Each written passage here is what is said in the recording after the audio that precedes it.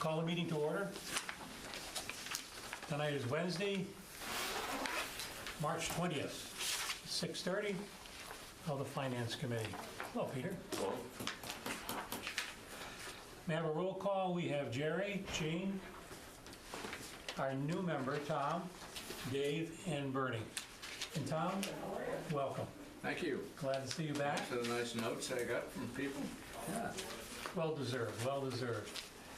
It's a little early to call that. No, we're optimistic. And coming in is Pat. Hey, Pat.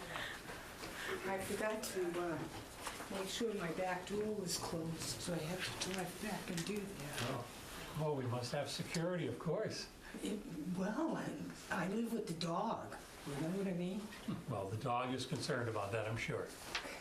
Is that me? That's you. That's you. I say, oh no, I'm gonna have the dog there. Okay, do we have any citizens' participation? We do not. I'll entertain a motion to approve the minutes of March 13th. Make that motion with one caveat. Yes. There was a double negative in there. That was already pointed out. Thank you. And Kelly knows about it, so as modified, I will move to approve the minutes. May I have a second, please? Second. Motion's made and seconded. Any other corrections? There being none, all those in favor say aye. Aye. Opposed? It's a vote. Now going on to finance matters, we're moving on to our hearings of the spring town meeting, the annual town meeting at this point. And I've invited Peter Tattlebaum of the Selectmen and the Redevelopment Authority. For the article, let's see which one I'm doing here now. The Littleton Drive parcel, I believe it is. The which one? We've got two Grant, charges. there's a grant easement, but I don't think that's covered with you. I think there's a little one. The grant easement, 21 was the grant easement. Yeah, that's a petition article. That's a Yes. petition So article. the petitioner has to speak to that. so. Correct. But you're here on the Littleton, I believe. Yeah, I've got Littleton, two charter changes on the regular town meeting warrant, and if you'd like, I can talk about the one redevelopment authority article that's on the special as well. Yes, that would be most helpful. So I'm just going back in time, trying to dig up the first off was the charter change that would eliminate the 45-day waiting period between the time the warrant is posted and when town meeting starts, which is election day. Currently, the election is the first Tuesday in April, so you have an election and then you have new people coming to town meeting, either on the school committee or the board of selectmen, I suppose the assessors too, if any of them were to speak. Seems kind of ass end too. I think we've always thought that. The impetus to trying to realign things here was to try to eliminate as much as possible the use of placeholder articles in the warrant, to try to have a little more time to develop warrant articles, to get them to the planning board for hearing so that they have time to do their thing, make their recommendations, come back, change the article if there's public input that warrants changing it, and then putting it on the warrant as a completed item rather than as a placeholder.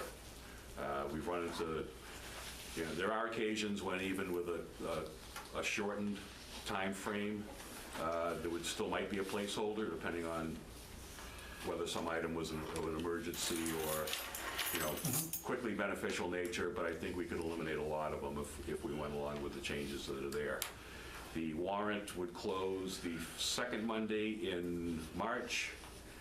Town meeting would remain the fourth Monday in April, and the election would be the first Tuesday in May. And then for the fall town meeting, the warrant would close the last Monday in September, and then the town meeting would be the fourth Monday in October. So the town meeting itself would stay the same, but the dates around it would change. Okay, any questions? Looks like a good move. The only concern I have is the closing of the warrant is on the 13th. of March. Typically, as currently scheduled, the warrant closes in February, and that gives us at least 4 weeks to go through our hearing process.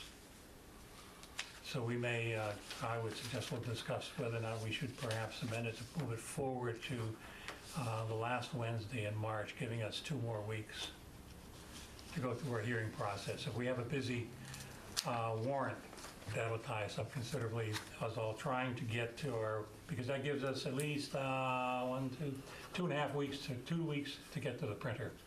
Yeah, one of the interesting things here is that the time frame says, and state law requires it, you've got to keep the warrant open for 10 days. Presumably, you wouldn't simply open it 10 days before you close it. That's typically what, we don't do that typically with the annual anyway, the annual spring. It's usually open for about a month. We usually open it sometime, usually the first Tuesday in January or something like that, maybe the second Tuesday, and then we were closing it roughly the second Tuesday in February. So with the warrant open and with votes every week by the Board of Selectmen to place articles on the warrant, and the first 10 we put on are pretty much the same every year. Right. The only thing that we would wait for to get to you would be the information the town administrator provides for numbers, for example, the budget numbers, water pollution control, EMS, the town budget, if he's got any transfers, those sorts of things, you wouldn't necessarily have those right off the bat. But there would be articles coming to you throughout the process, I would think. I don't see us waiting until,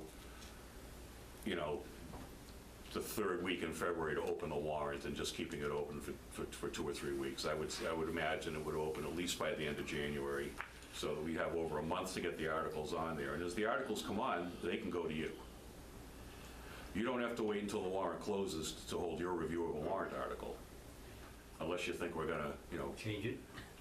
well, change it or pull it off or something like that. Well, the only thing, concern I have is that oftentimes the articles, when they're presented to you, you're requesting more information, so that delays us further. Currently, we have, till we go to the printer, 6 weeks. From the time the warrant closes, which would be on this, now it's the February 12th, to April 1st, when it goes to the printer, we have 6 weeks to do our work. That, and even then, we have difficulties because the last 2 weeks, we're trying to get everything typed up and into the warrant, everything computer-wise, which we're having difficulty with right now, appropriate. No, I think we'd be mindful of that and try to, and appreciate that you wouldn't want, in a 30-article warrant, you wouldn't want to get them all, the second Tuesday or whatever in March. So we'll work with you. We won't avalanche you.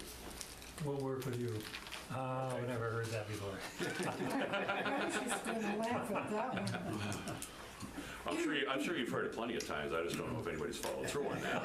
That's a different story. It's an excellent line, the line drop. Okay, any further questions? No, there being none, thank you, Peter. We go on to the, Charter, oh, we want to do the charter review 50, yeah. also? Okay. yeah, that one. Yeah, if anybody's, some of you have been around and recall the last time we had a charter review committee. They popped in with in excess of 45 articles.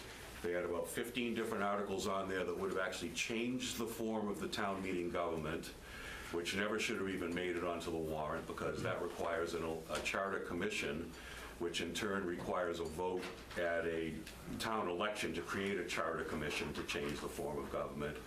We had a 6-night town meeting, and it was probably the biggest mess I've ever seen in my life in town government. As you know, it doesn't take a whole heck of a lot to change the charter. Selectmen have put articles on. We've gotten town meeting to vote for them. Citizens can put articles on. It requires 10 signatures to get on an annual town meeting warrant, whether it's spring or fall. It requires 100 to get on a special. So I know it's going to sound arrogant, but to have people who aren't trained in the law try to go through this thing, figure out the interrelationships, Well, if I change this, I solve this problem, without understanding, well, you've changed that, but you forgot to change the bylaw. Or you've changed this, but now you've screwed up another date that's in there, and this, that, and the other thing. Having amateur hour with what's essentially your constitution, I just don't think it's a great idea. Alex? Thank you, Bernie. Now, you were around at that time. I've seen it. And I was on the committee, so. Yeah, she was on the can you, see if you can get this down to me. What does it actually take to change something in the charter? What is the actual procedure to change any? 2 steps. Go ahead. One is a town meeting vote on an article authorizing the Board of Selectmen to petition the legislature for the change. And it goes up to the legislature, gets filed by either Representative Gifford or Senator Pacheco. It goes through the 2 houses of the legislature, it arrives on the governor's desk, it gets signed into law. Typically, they don't, they look at them for form, but they don't really, they're not overly concerned with what we do down here. They don't look at it with a gimlet eye, so to speak. It's a little bit of a lengthy process. You've got to make sure that they stay on these things, that they don't get lost in the session. You've got to make sure they get done with it before their session closes. But it's like any other special act that the selectmen would request. The other thing you can do is you can go through town meeting and then present it as a ballot question at an annual election, town election. So that's the other process. Okay. So when you send it to the legislator, you were just saying, they really don't look into what it actually does. Well, they will to some extent. Some of the things we've done, we've asked, one of the recent things, it wasn't a charter change, but when the redevelopment authority was created, the state already has a law that tells you how to set up a redevelopment authority. It's basically a substantially elected board. And when you look at town elections and nobody's running for anything, and you got uncontested offices, you say, how the heck are you ever going to fill a board like that when people don't even want to run for the existing offices? Right. So that's why we made it, we sort of wrote our own formula for what the redevelopment authority would be constituted of, and got it through that way. So, but they require you to go up and testify nonetheless. Okay. Whatever committee has particular jurisdiction over it, for example, on charter changes, it's the Joint Committee on Government. Whenever we want to try to do something with the trailer parks to get them called affordable housing, it turns out it's the Joint Committee on Housing. So you've got to go up and testify in front of that committee. Okay. So those people do tend to look at it a little bit, and they'll at least ask you a couple of questions. But the body as a whole doesn't go crazy over it. So And as you know, with our trailer park article, it dies in committee. They just don't recommend it. Yeah. They don't recommend it back to the floor, and that's, it's dead, yeah. you plant the seed and it just dies in the dirt. So those are the only 2 ways to actually change that. So Right. the Charter Review Committee, basically they're just giving us information on what they think should be changed. They can't make any changes, No, not themselves. not themselves. All they can do is recommend it, and it still has to go through the procedure. So without that committee, we can still send changes the same exact way, correct? Yeah, and that's exactly what we're, the article I discussed. The article I just discussed, that's exactly what would happen. It would go to town meeting, we would change up the election date, we would change up the language that specifies when the warrant has to be posted, and then town meeting would vote to authorize the selectmen to ask the legislature to take it up and pass it. And that's basically the way it works. So I think I've been involved in 6 or 7 charter changes since I've been on the board. The sewer commissioners were a charter change, for example. Okay. They were added into the charter. Trying to think what else. The change we made that aligned the charter with state law that said the selectmen, other than petition articles, approve the articles that go on the warrant in 2017, that was another thing that went to the legislature. They approved it. So we have a mechanism. And if the citizens don't like what the selectmen or the town administrator or the finance committee or anyone else is doing, they can do a petition article to change the charter. They don't have to wait for us. All right. In fact, I think you have one you dealt with recently. You shook your finger at me. All in jest. Bernie, Go ahead. when you were on that committee, Dale, Yes. did you feel that you guys accomplished or was what you suggested or what you felt was right? Did you think you got it accomplished in the way the committee was structured or in the way things were set up to go? Did they go the way you wanted? How's that? The only problem I saw with it was I was fairly new at the time. Okay. Okay, so when I was on that committee, I did a lot of listening more than coming forth with anything to do. But every once in a while, there was a question that popped in my head, and I could ask. And people that were really on that committee had the answer to it, But which was a way of learning how this works.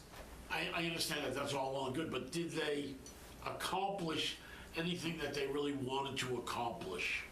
Maybe that's the way I should put it. What was it useful maybe? Maybe I'm asking the wrong questions. You know what I mean, Dave? Yep. I don't.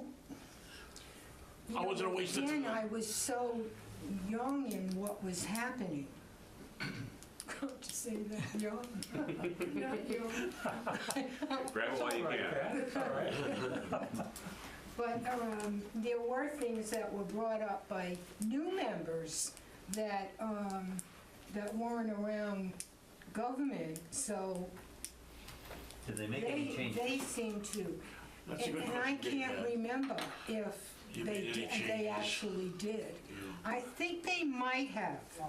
You can probably get information from Alan Slavin on that, because he had the wonderful task of chairing that. But that was committee. You before. know what I mean? Why create a committee that's going to be a waste of time?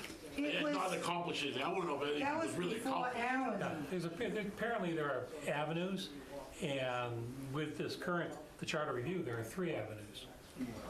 And we're just eliminating one, and I can understand, as Peter has outlined, that there are times where there is a lot of emotionalism on such a committee, and they spin their wheels. But right now, I don't recall any conversations that I've been a part of or even heard about that suggest there are some things in our charter that should be changed. It I mean- seems everybody's reasonably comfortable with the processes as we're going through. We are. I mean, as an attorney, I look at the charter and the bylaws, and I see a whole bunch of crap in the bylaws that should be in the charter, and I see a whole bunch of crap in the charter that should be in the bylaws. Those are the changes that should be made. The information, as between the two, is good. But I just think that, for example, you've got an article on, that we put on last night, to allow somebody to serve a 3rd term on the Finance Committee. If you look at the charter, it says, yeah, there's a Finance Committee. Go look at the bylaws to see how they get on there and how it's constituted. Why not just put that in the charter? You talk about electing selectmen, that's not in the bylaws, that's in the charter. You talk about a school committee as an office, that's not in the bylaws, that's in the charter. You guys hold an office as well, and just because you're appointed, I don't see why it should be in the bylaws. It should be in the foundational document. If you're a foundational committee, then how you get on the committee, how long you can stay, and who puts you on there should be in the charter. I think it's just silly to have to cross-reference. Bylaws should govern the conduct of the people. That's how I see it. I don't see the bylaws governing the conduct of the government, but yet that's what we've got. But maybe I might be the only person in town who feels that way philosophically. Well, it's probably developed by New Englanders in the dead of winter when they had nothing else to do. Well, it's even worse. At around the time when they were shifting away from professional selectmen and towns, this was in the 70s, and it happened all over the state. They went away from the 3 elected but professional selectmen who got paid a salary to run the town, and they went to the volunteer selectmen with the town administrator or town manager set up. And there was, yes, a mistake that will be rectified soon. And at that time, there was an attorney who ran around, and he sort of had the prepackaged charter for everybody that wanted to do this. If you look at Bourne's charter, this is some very similar language in certain spots, and if you go and compare it to ours, you say, that, yeah, the same person wrote this, you just know it, just because of the peculiarity of the language, that it wasn't something that, everybody came up with. So that's kind of what happened with it. But it's just that, over the years, we've just kind of, I think we've conflated the two.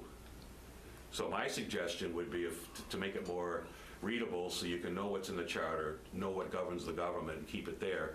I mean, I could sit down with town council, the town moderator, the town administrator, and a couple of other people and just shift the stuff around without having any change in the effect of how it works, but it would just have the right stuff in the right place. That's my big gripe with all of it.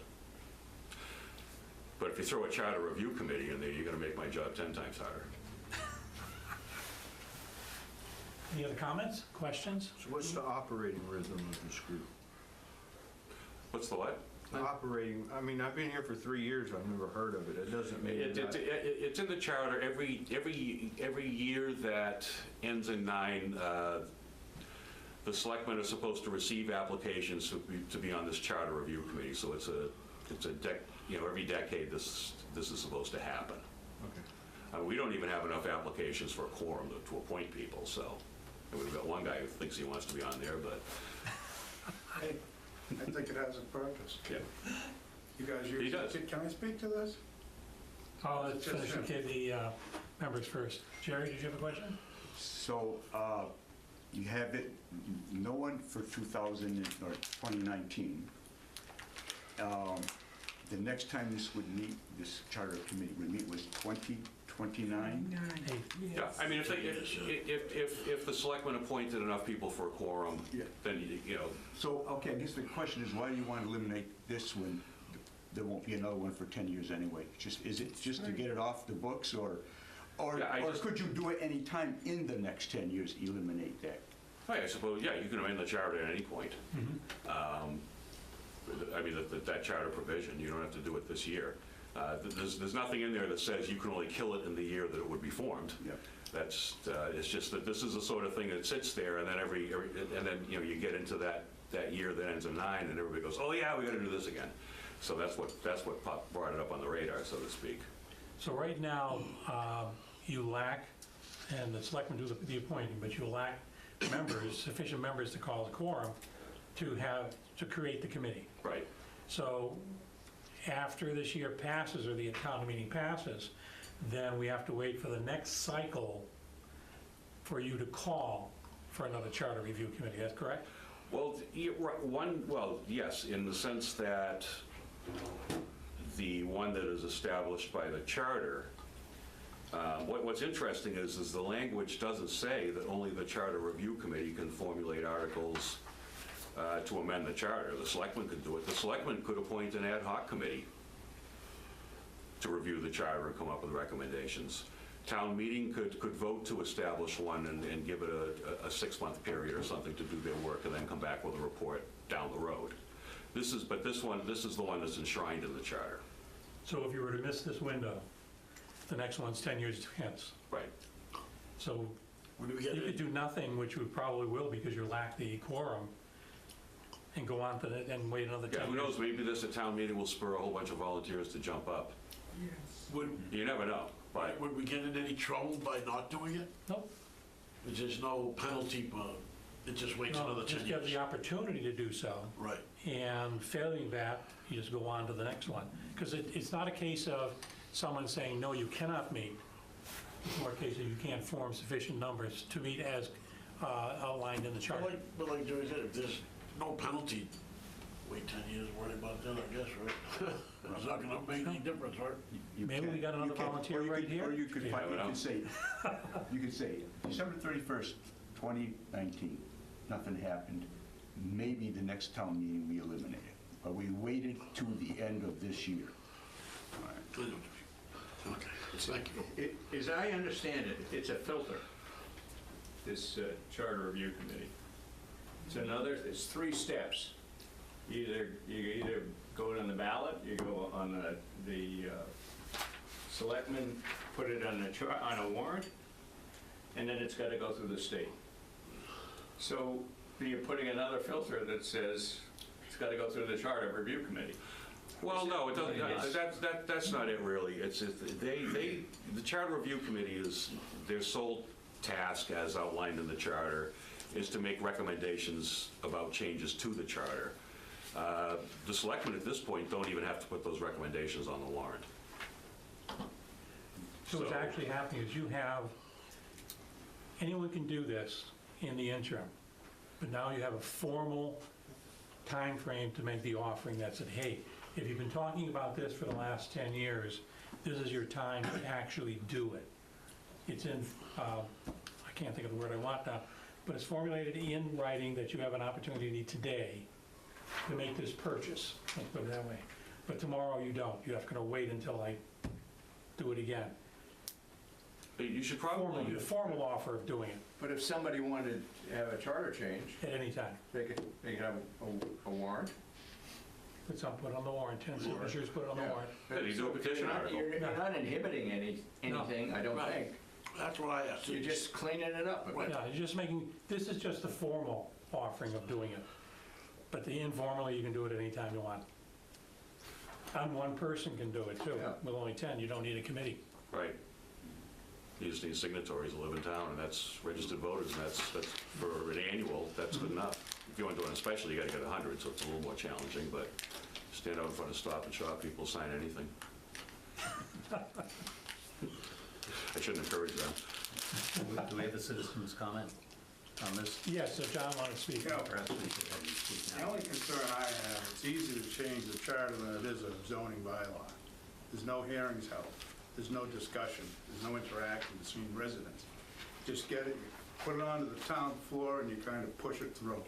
I don't think you have the opportunity for people to really look at it, discuss it, and really consider the changes they may be making.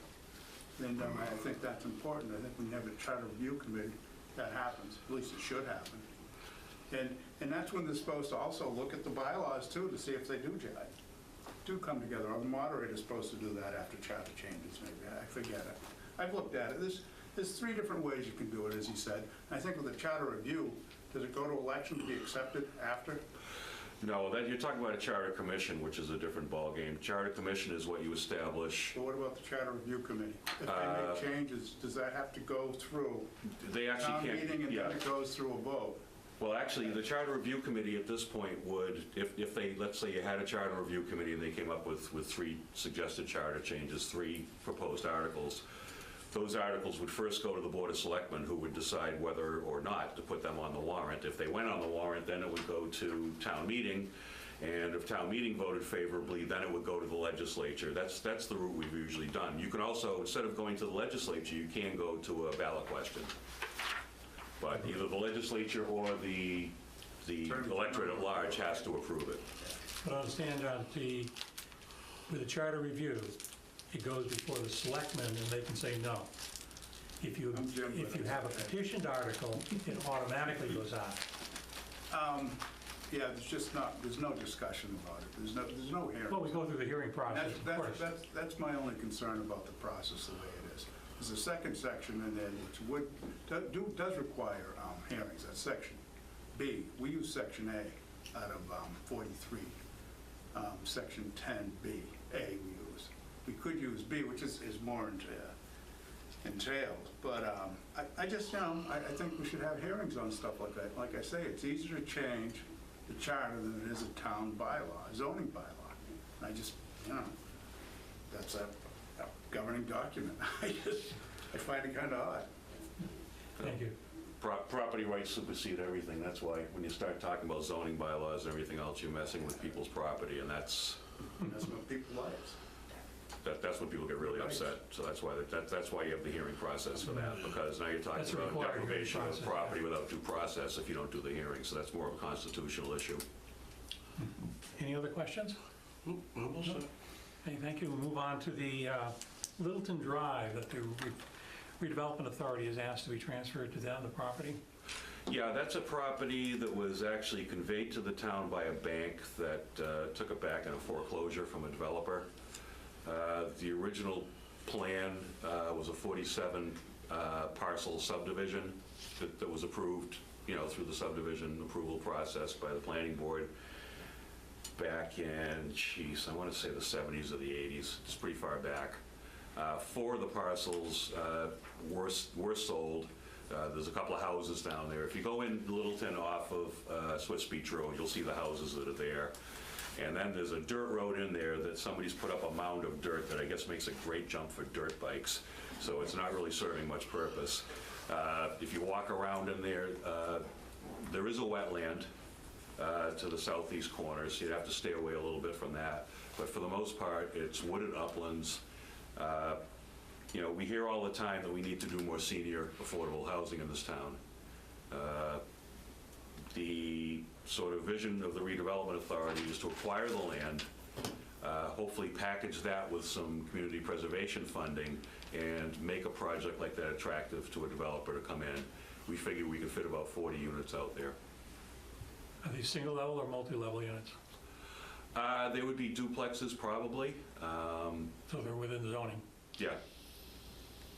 So that's what we're doing. Now, we did, last night, we did put on the article that the Housing Authority had requested. You were there for the 4 units for $650,000. At town meeting, I'm going to oppose that and say, please hold off. We can get a lot more bang for our buck out of that $650 if we package it with some land to entice a developer, rather than just do a slapdash thing out of the Housing Authority just to spend the money. Questions? If a developer does do this, can you make it specific for elders and for Wareham elders, or does it have to be open to? If you're using community preservation money on it, you're going to have to open it up a bit. But I believe we could go off of the Housing Authority wait list. So, which I think they have about 700 on there now. Yeah. And look, I understand that the governor is desperate to put up more affordable housing. One of the things we talked about at the Redevelopment Authority meeting last night before we had the Selectmen's meeting was to talk about what kind of earmarks would we like from the state. We've been a good partner with the Baker administration, even though I'm a Democrat. And it's time, I think, that I got growled at, great. We make allowances. There you go. I'm not one of those Democrats. Democrat is a Democrat. Are you running? Moving right along. Yeah, for your seat. But we talked about the possibility of earmarks, trying to get specific money for specific projects in town. Something like this, in concert with the Department of Housing and Community Development, for example, try to get a developer down here to take advantage of affordable tax credits. We're pretty close with this Woodland Cove. The one good thing, I guess you could say about it, is that once those are built, we're north of 9.5% affordable in town with the 150 units once they're completed. I did have a conversation with Jackie Hickey at the Housing Authority, their administrator, and she said, it would be a great idea to get a grip on affordable housing ourselves. We drive it. We decide where it goes, how many units get built, what the nature and the quality of the units is for the people, what amenities might be allowed. And I think in that context, doing something like this is really the way to get to our 10% instead of waiting for these 40B developers to come in and just throw up chintzy housing, take advantage of the tax credits and basically build a slum. But going off the Housing Authority list does not guarantee that a Wareham resident gets it. Is that true, or? No, I don't think, to be honest, I don't think we can limit it to a Wareham resident. I don't think you can. We ran into this in the fall when the Housing Authority, the same article, the $650,000 for the 4 units, came forward, and there was some language in there about, well, the Housing Authority wasn't going to run it, but it was going to be on the Housing Authority property, which kind of begged the question, well, who's the applicant if it's nobody? But, and so I think at that point we did realize that if you're going to use community preservation money, then you're opening it up to the state. If you use state funding for anything, you're pretty much opening up to the state. I live in front of a parking lot and a boat ramp that's now open to anybody in the state because back in the 90s they took $300,000 to redo it. It used to be for residents only, it was town owned. The harbor master applied for $300,000. They took the 300 grand, they built a spiffy nice boat ramp, and now I got people from Brockton coming down there drunk and launching boats at 3 a.m. screaming. So, as opposed to the locals going down there at drunk at 3 a.m. and screaming, there's a difference. They're more acceptable. Yeah. But, Has it got water and sewer, the property? yeah, it can be sewered, yeah. It's right there, I mean, it's just... It would just come in right up, there's All the, Swiss Beach is sewered, yeah. all Swiss Beach is sewered. In fact, they're gonna get some nice new sewering pretty Yes. soon. Yes. I mean, I don't think anybody's put it out at the property yet. I don't think the subdivision ever went so Well, far I that mean, they the installed building- the infrastructure, but they're just gonna run off of but it's existing to right get in there. Yeah. What controls does the town have if we give this property to the redevelopment authority? Not much. But do they have to come back to the town before they say, all right, I want to build, Donald Trump has offered to build a casino there? Oh, Or, really? We'll take it. but No, you would have to go before, you'd still have to have some kind of site plan review. they do have a site plan review. Do they have to come back before the town meeting? No. They do Not unless additional funds were gonna be expended for some reason. Well, in the context of what I'm saying, yes, because right now what I'm talking about is a package deal, land plus CPC money. There's no article that's been approved to give CPC money to a developer, so that would be a check and a balance on it. If the town really didn't like the project, they could just vote down the CPC money. The alternative is the redevelopment have to do everything totally on their own, grants, et cetera. Yeah. Which is, it's difficult, more difficult. I like the idea of more bang for your buck. I mean, to me, 650,000 per boy units is not very good. But it's comparing the two. I think that you're both on the same, have the same potential in that the 4 units they're projecting to build, I don't think they have all the okays on that yet. I'm not sure, there's a lot of questions yet to be answered. And with the redevelopment authority, they are proposing that they would like to do this. But right now, it's just in a discussionary stage. It is, and previously, when community preservation came to us with similar proposals, there was a thought that a property owner on Main Street might be interested in doing the same sort of thing.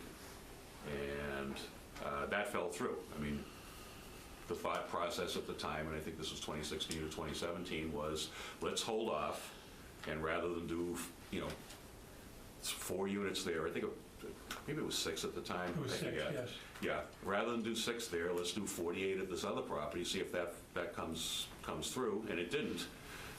The good thing I would say about that is we still have the 600 grand or whatever it is sitting there, because we didn't spend it on too few units, as Dominic suggested. We still can get the bang for the buck, possibly. And if we can't, then fine. Give us some time to see what we can do, and if we can't come up with something for a year, go ahead and build the 4 units. Can I ask you a question about the kind of like the cash flow? Say the town owns the land, transfers it to redevelopment. Mm-hmm. Redevelopment sells it, just say it gets 100,000. Does any part of that 100,000 then go back to the town since it was the town's land, or? No. The town actually got the land for next to nothing. I think it was like one of those, the bank just didn't want to deal with it, so I think we got it for like $1 or something. Okay, so it's land, but it's still an asset of the town that we're giving to the redevelopment and not getting anything in return. That's correct. Now, the redevelopment authority in and of itself has cash, checking, savings, so forth. Where is that accounted, or how is that accounted? Or does the town even get to see those accounts? It does. We're using the town accountant for those purposes. In fact, right now, we're in the process of reconciling some old accounts because some of the record keeping from the previous entity before the redevelopment authority was maybe not quite what it should have been. So we're in the process of reconciling what the accounts are. When the redevelopment authority was formed and the governor signed the legislation, we took over CETA. We took the assets and the liabilities, which includes the Bay Point property that is under agreement for $600,000 from Mr. Fay and his company, the 4 Recovery Road property out at the industrial park. So those are now redevelopment authority assets because we were the successor in interest to the Community and Economic Development Authority, which in turn was the successor in interest from the Economic Development and Industrial Corporation, which was the town's first sort of go at this. So, the title history is a little convoluted, but that's basically what it is. So the assets of the redevelopment authority, though, are held by or managed by the town accountant? But And they're audited by the town auditor. I guess I just, so- since we got that 72-page financial statement from the auditors, I'm just trying to figure out where in that 72 pages does it show those accounts? It's in one of the intergovernmental, it's also in the CFA as well for federal grants through the CDBG block grant. Okay, so the funds are in there, Yeah. somewhere in there.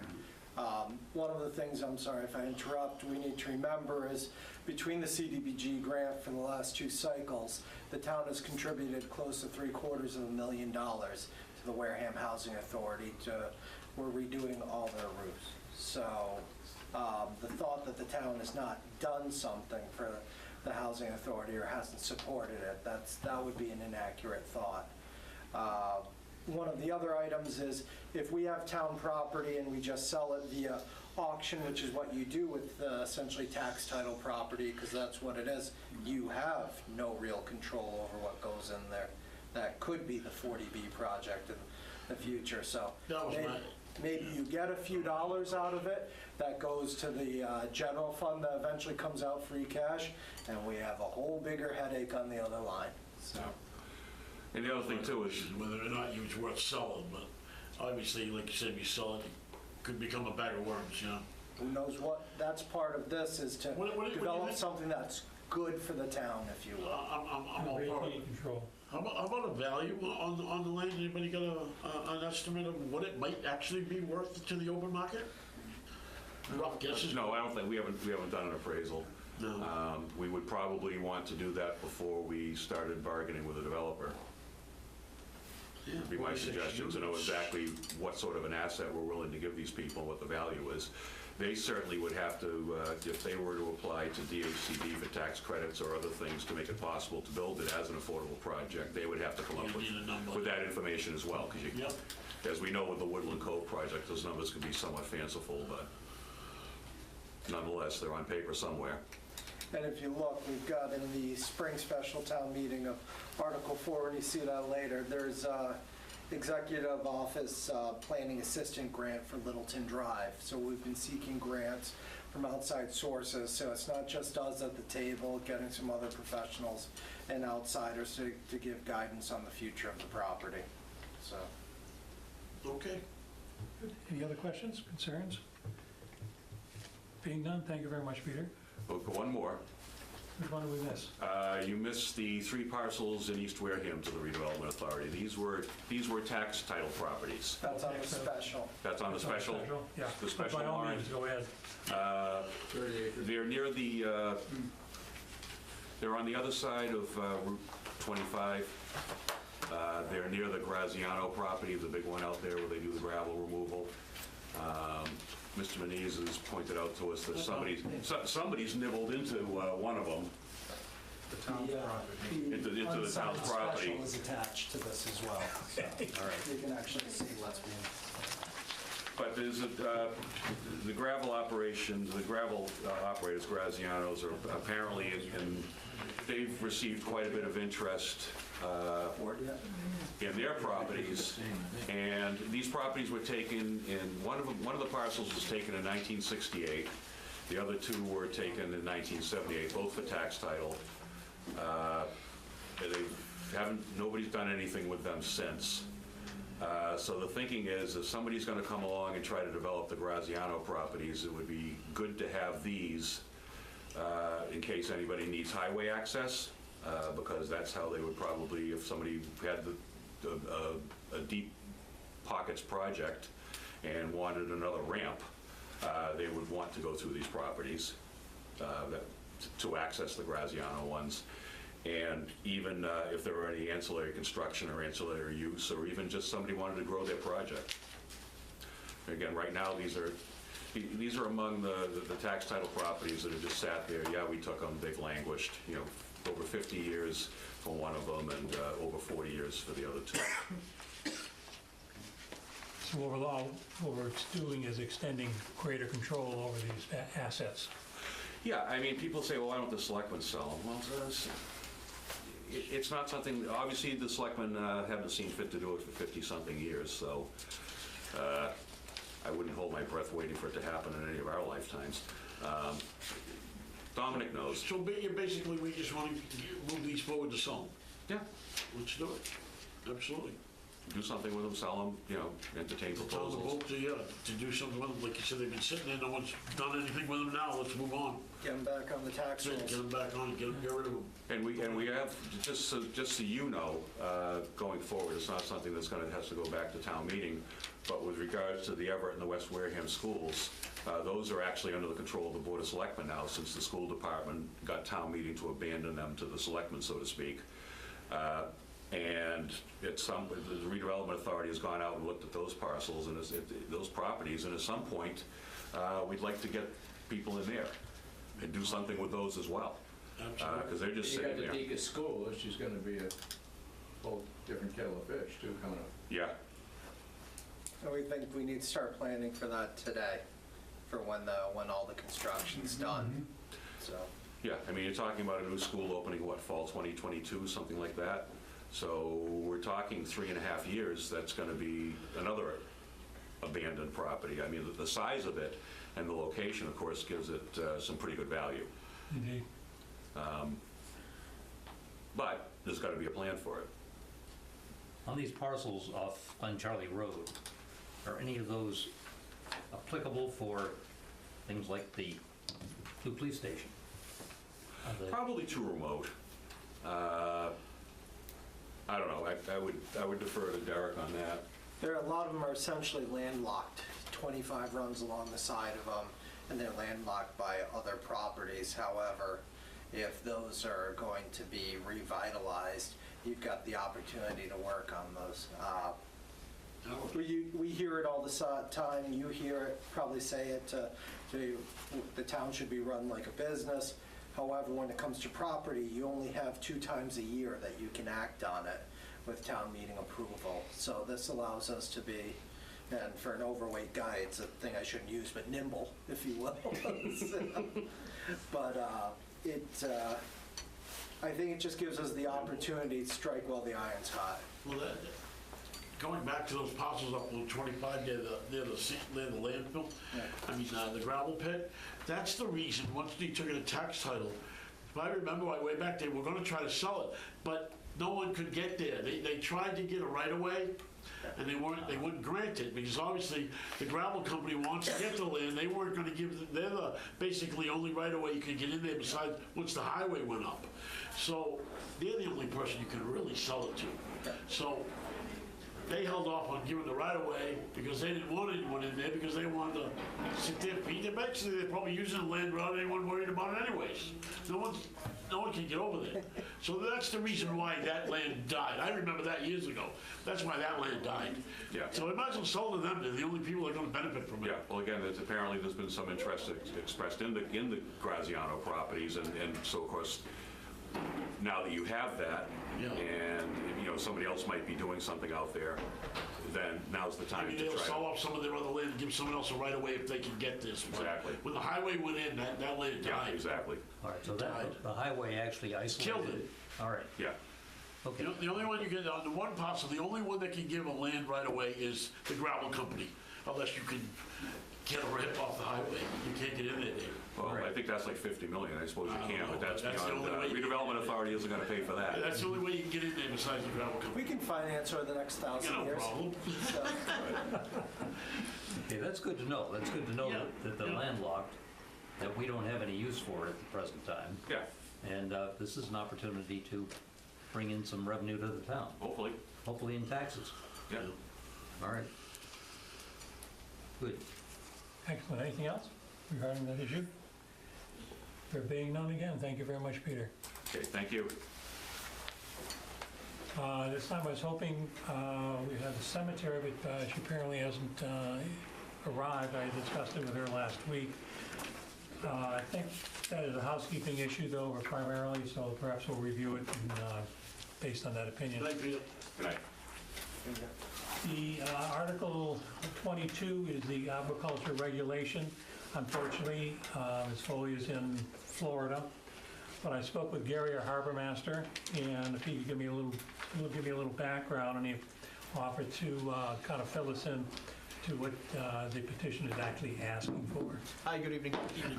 This was brought up last spring's town meeting as well. I believe the wording is the same. I think they reduced the size of the, at first they wanted a 1 mile radius notification to abutters. We felt that was a little excessive, and I think in the new proposal, it shows that it was brought down to 1,000-foot radius.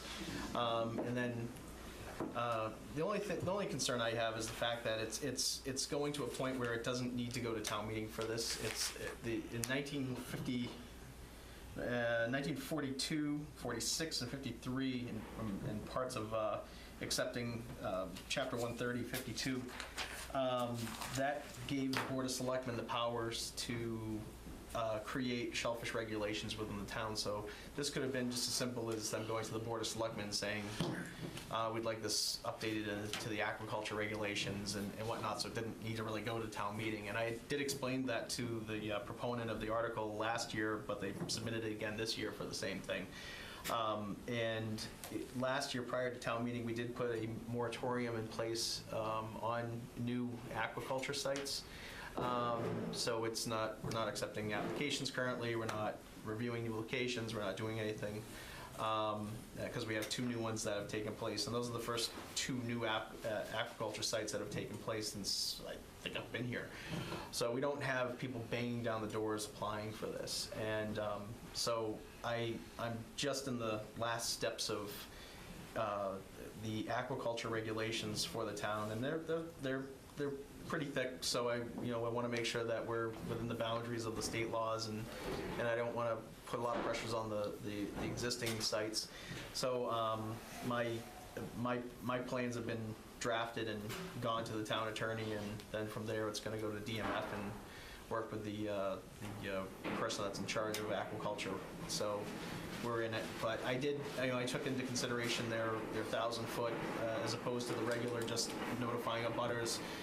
We looked at 1,000 feet of shoreline as opposed to 1,000-foot radius, because I think you are going to have some dense areas which have small lots that are postage stamp lots that are all going to have to get this notification of certified mails, and I think it goes a little above and beyond what somebody trying to get into this business needs to do.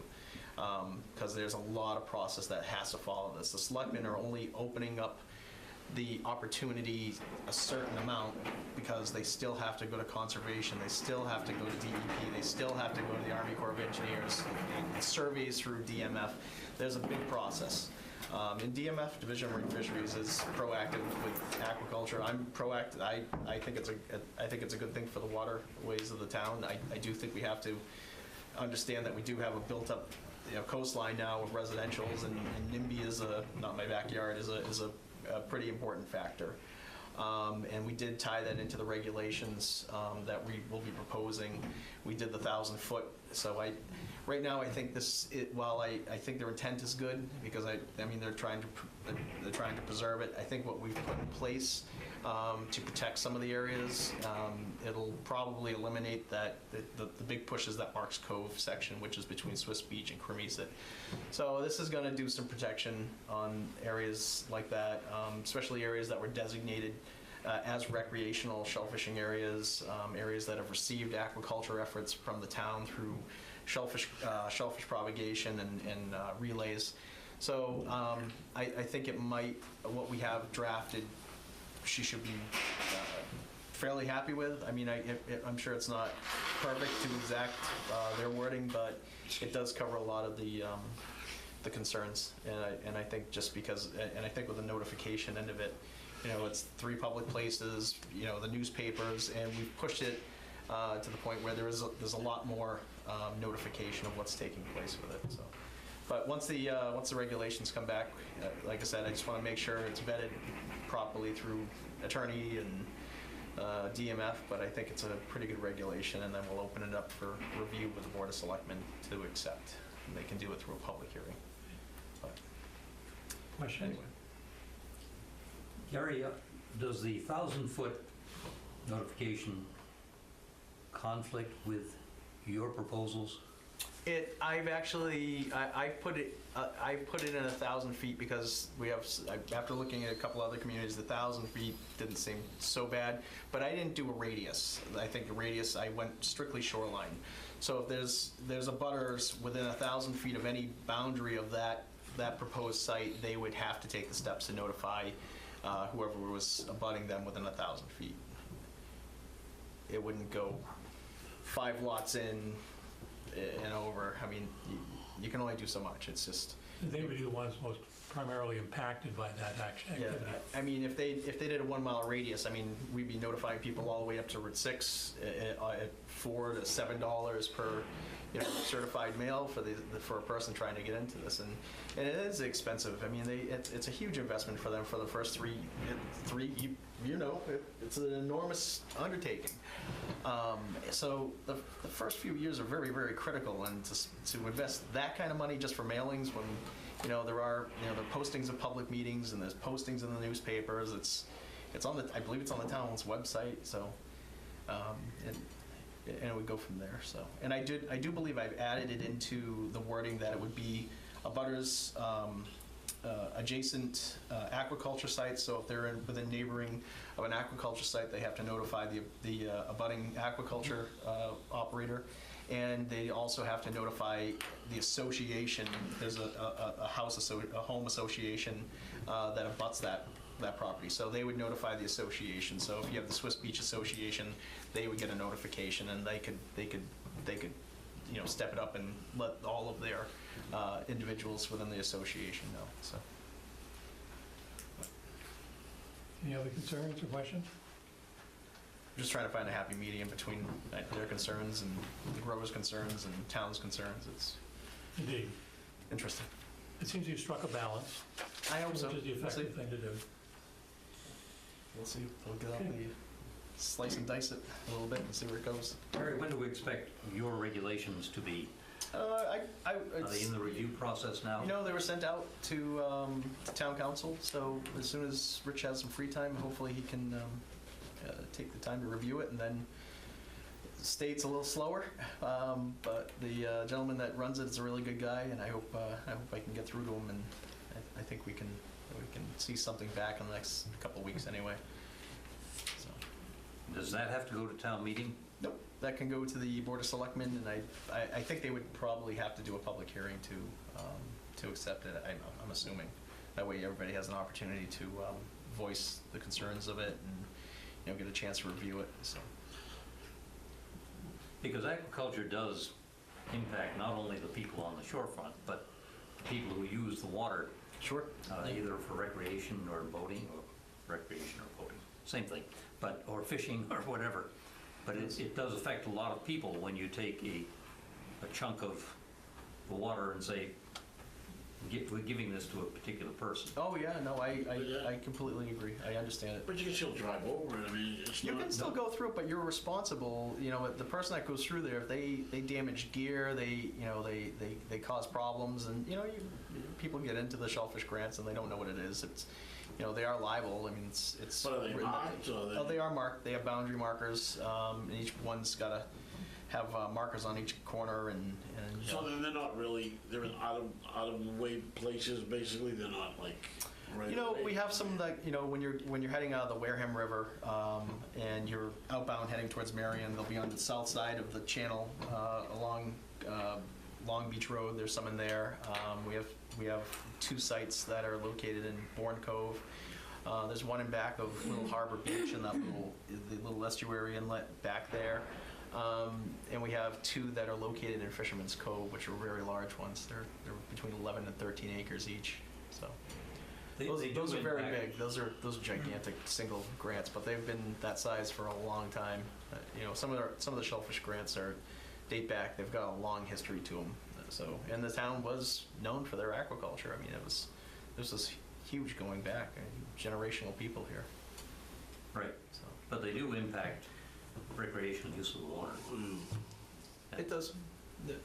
I mean, but it has benefits as well. So we am all out. I mean, different cage approaches and things like that can be could be helpful. I think that, this new plan, when people start applying for new licenses, that, when we take into effect that not in my backyard and that position of what's going to be showing up, these regulations give the selectmen a little bit of flexibility, saying, we want to look at the area and sit there and say, do we want 1,000 floating cages, or whatever, 100 to 1,000 floating cages? Do we want submerged? It's going to give some options. So, and a lot of it's working with the growers and letting them come in, because there's not tons and tons of options for us, because we're dealing with shallow water. We're dealing with we're looking at some different factors. So, it's They're good filters, are they not? yeah. They are. They're all eating. They slow down in the winter, but and they're hungry. It's interesting if you see a demonstration of it, like they would use tanks, one's a dirty water, and one the same water, similar source, and the clams are in it. Anyways, it's amazing what they do. I'm assuming the coalition looks at this as well, or they looked at what you're trying to do? I don't think the coalition really has an involvement with it. No. It's town. Yeah, I don't know that it's happening, gonna happen, just, What, for the regulation changes? yeah. Yeah, I can tell them that it's not really. Just take it over to Marion and give it to them and say, Yeah, it's fine. They don't have much involvement with the shell fisheries, so I don't. We could run it through with them all as well. So your recommendation on 22 is that we do not pass it? I don't think it's necessary. You don't recommend passing it? I am going to be against it. I don't recommend the passage of this, and that's my stance on it. And it was last time, and it was not because it's anything the proponent brought up. This is something that's much more rectifiable real quickly, and that's going through the selectmen, and this town meeting already accepted these regulations to be able to change this regulation without having to go to town meeting. So it was as simple as just bring it to the selectmen to review and go this route, just smaller. That's all. So, just a cart before the horse, I guess. Anything else?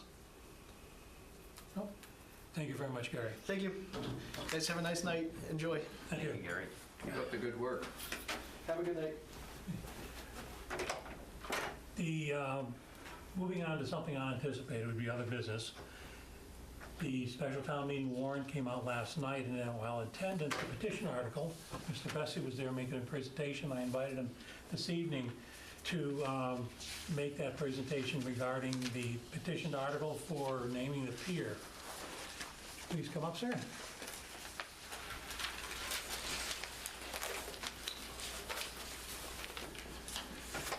Good evening.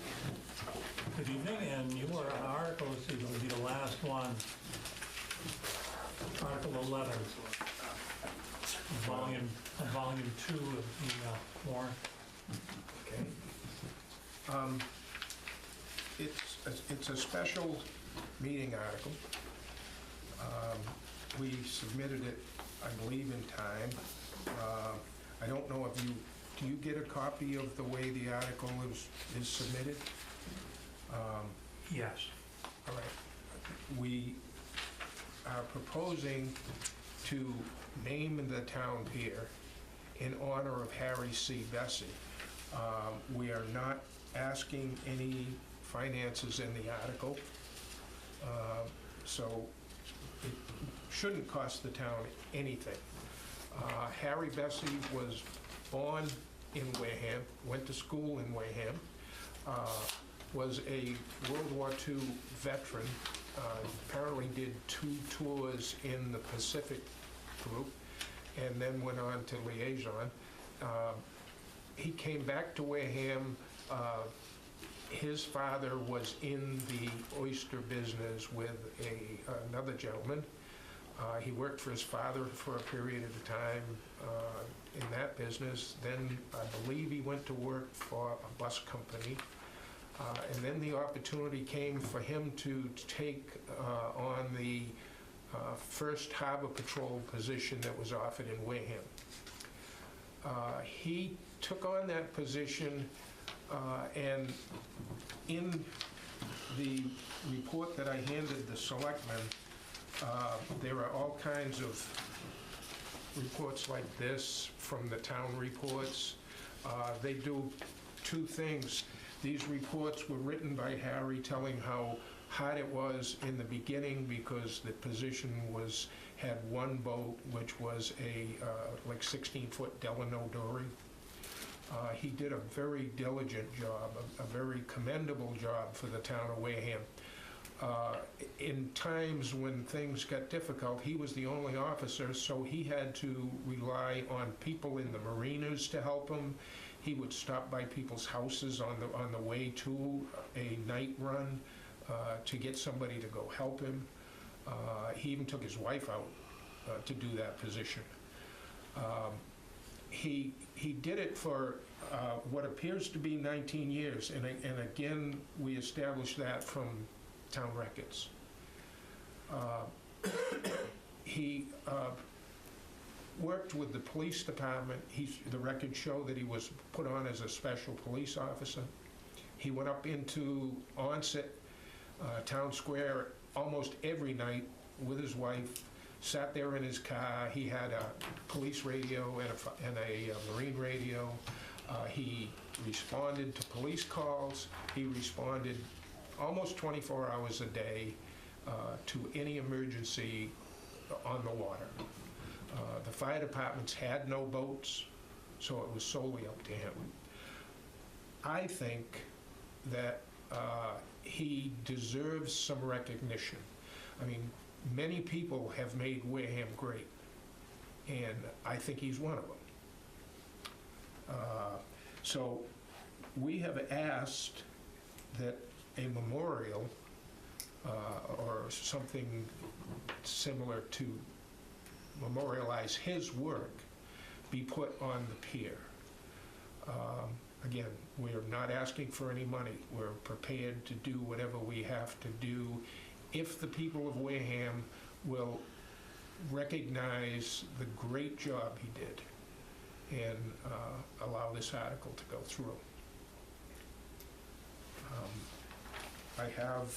He's got, these articles obviously didn't come out good, but he attended Toby Hospital to make presentations. He was tied up with the state environmental groups to do work with them. Again, he did a phenomenal job. And I think at last night's meeting, Captain Catalino was there, who worked with him, and I think he more than amply showed that the guy did good work for the town of Wareham. Could you give me a little history of when was he born, when did he pass, when did he start working for the... He started working for Wareham in apparently 1961. He got finished in 1980. He was born September 3rd, I believe, of 1915. And he passed away approximately 3 years ago. So he was about 100 years old. Is that right? What, when he passed away? You said he was born in 1915? Yes. And he died 3 years ago? Yes. Yeah. So he was 100 years old? He was in that range, yes. Well, mathematically, that puts him up there. Yep. Yep. And the Bessie name's been around forever. Mm-hmm. I was reading some of Wareham Matters tonight. The Wareham Bessie Park has nothing to do with us. As far as I know, there is nothing in the family dedicated to anybody on a town level. There was some other remarks in there I don't even think I'll address. Well, you mentioned Wareham Bessie Park, That has nothing to do with our family. with what you're doing, okay. Yep, and there was another family in town. They worked and controlled a good part of Main Street in Wareham, I believe. But from what came up in that article. Oh, so they're two Bessie families, oh no, I didn't realize that. Yeah. Is this the shellfish cellar in, over by, Point Independence? No, that was Grove? Harry's brother. That was my father. Okay. In case you didn't get that, Harry was my uncle. I cooked a lot of fish for Harry, let me tell you something. 60 years old, I cooked more fish. That's a great spot. Yeah. So that was his brother, Harry was his brother. Yes, Okay. there I were knew he was now. 5 brothers. Now, are there any alternatives to, I mean, relevant to the pier? Because there's other things going on the pier that are more obvious than the pier itself. Yes, there is a lot going on the pier. I went to the town, some members of the town, and suggested what I wanted to do, and it came up that they wanted more information. That's why I got into all this, going into the town library. So the town library is a fantastic place to get information. When I went there to get the information, it came up more that he was a veteran. So I thought I might go to the Veterans Council and see if I could get participation from them. They are supportive. There are apparently more than one veterans group in Wareham. I believe they're all in favor. Some of the other societies or groups in the town are also supporting what I've done. But the thing is that if you're asking me, can I change? We were hoping Don was going to be here tonight. He's got a personal issue which prevents him from being here. But with the veterans supporting me and helping me, I would say at this point, I cannot give you an answer that would suggest we could do anything else. The way the article is written, I believe there's very little we can do. Indeed. But can you tell me more about his military service? Is there something significant in his military service? The only thing I can tell you,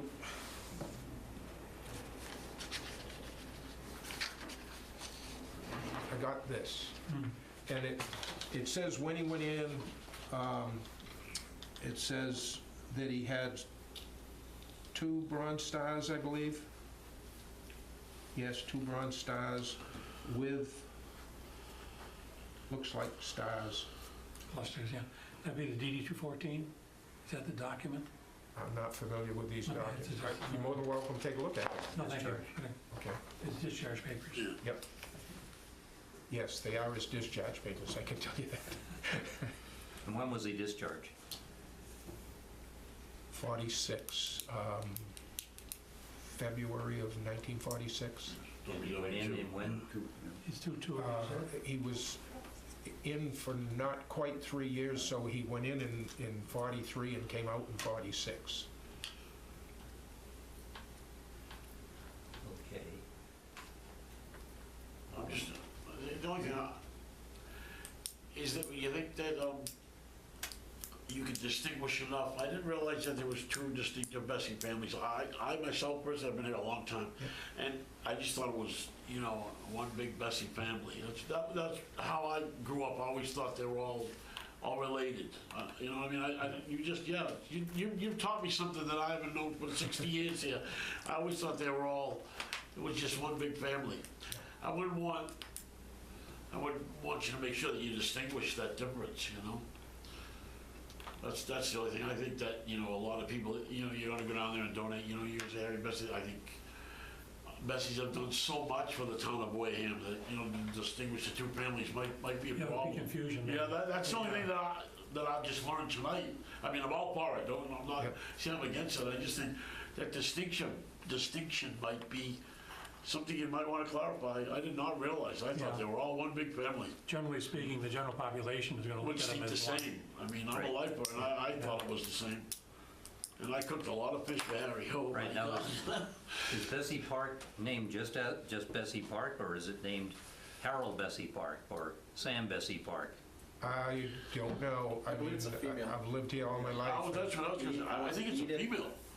I think it's initial. It's a female, but I want to say Edith, I want to say something like that. I don't have the exact name on it. Yeah, so I thought it was one big family. And I think it was tied into the evolution of the Greer lumber, because the previous lumber yard and the properties owned there and sections, and it's quite the history to the whole area.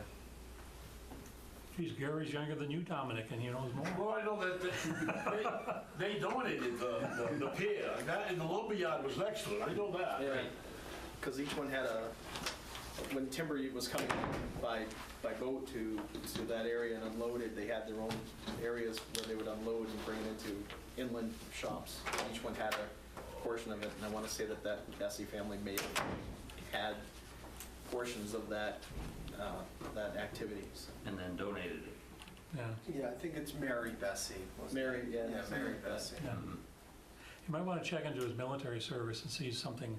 He's got a medal, so obviously he did some kind of action. And to distinguish, I'm trying to say we can distinguish one from the other more significantly than Mary Beth. Okay. Any other questions?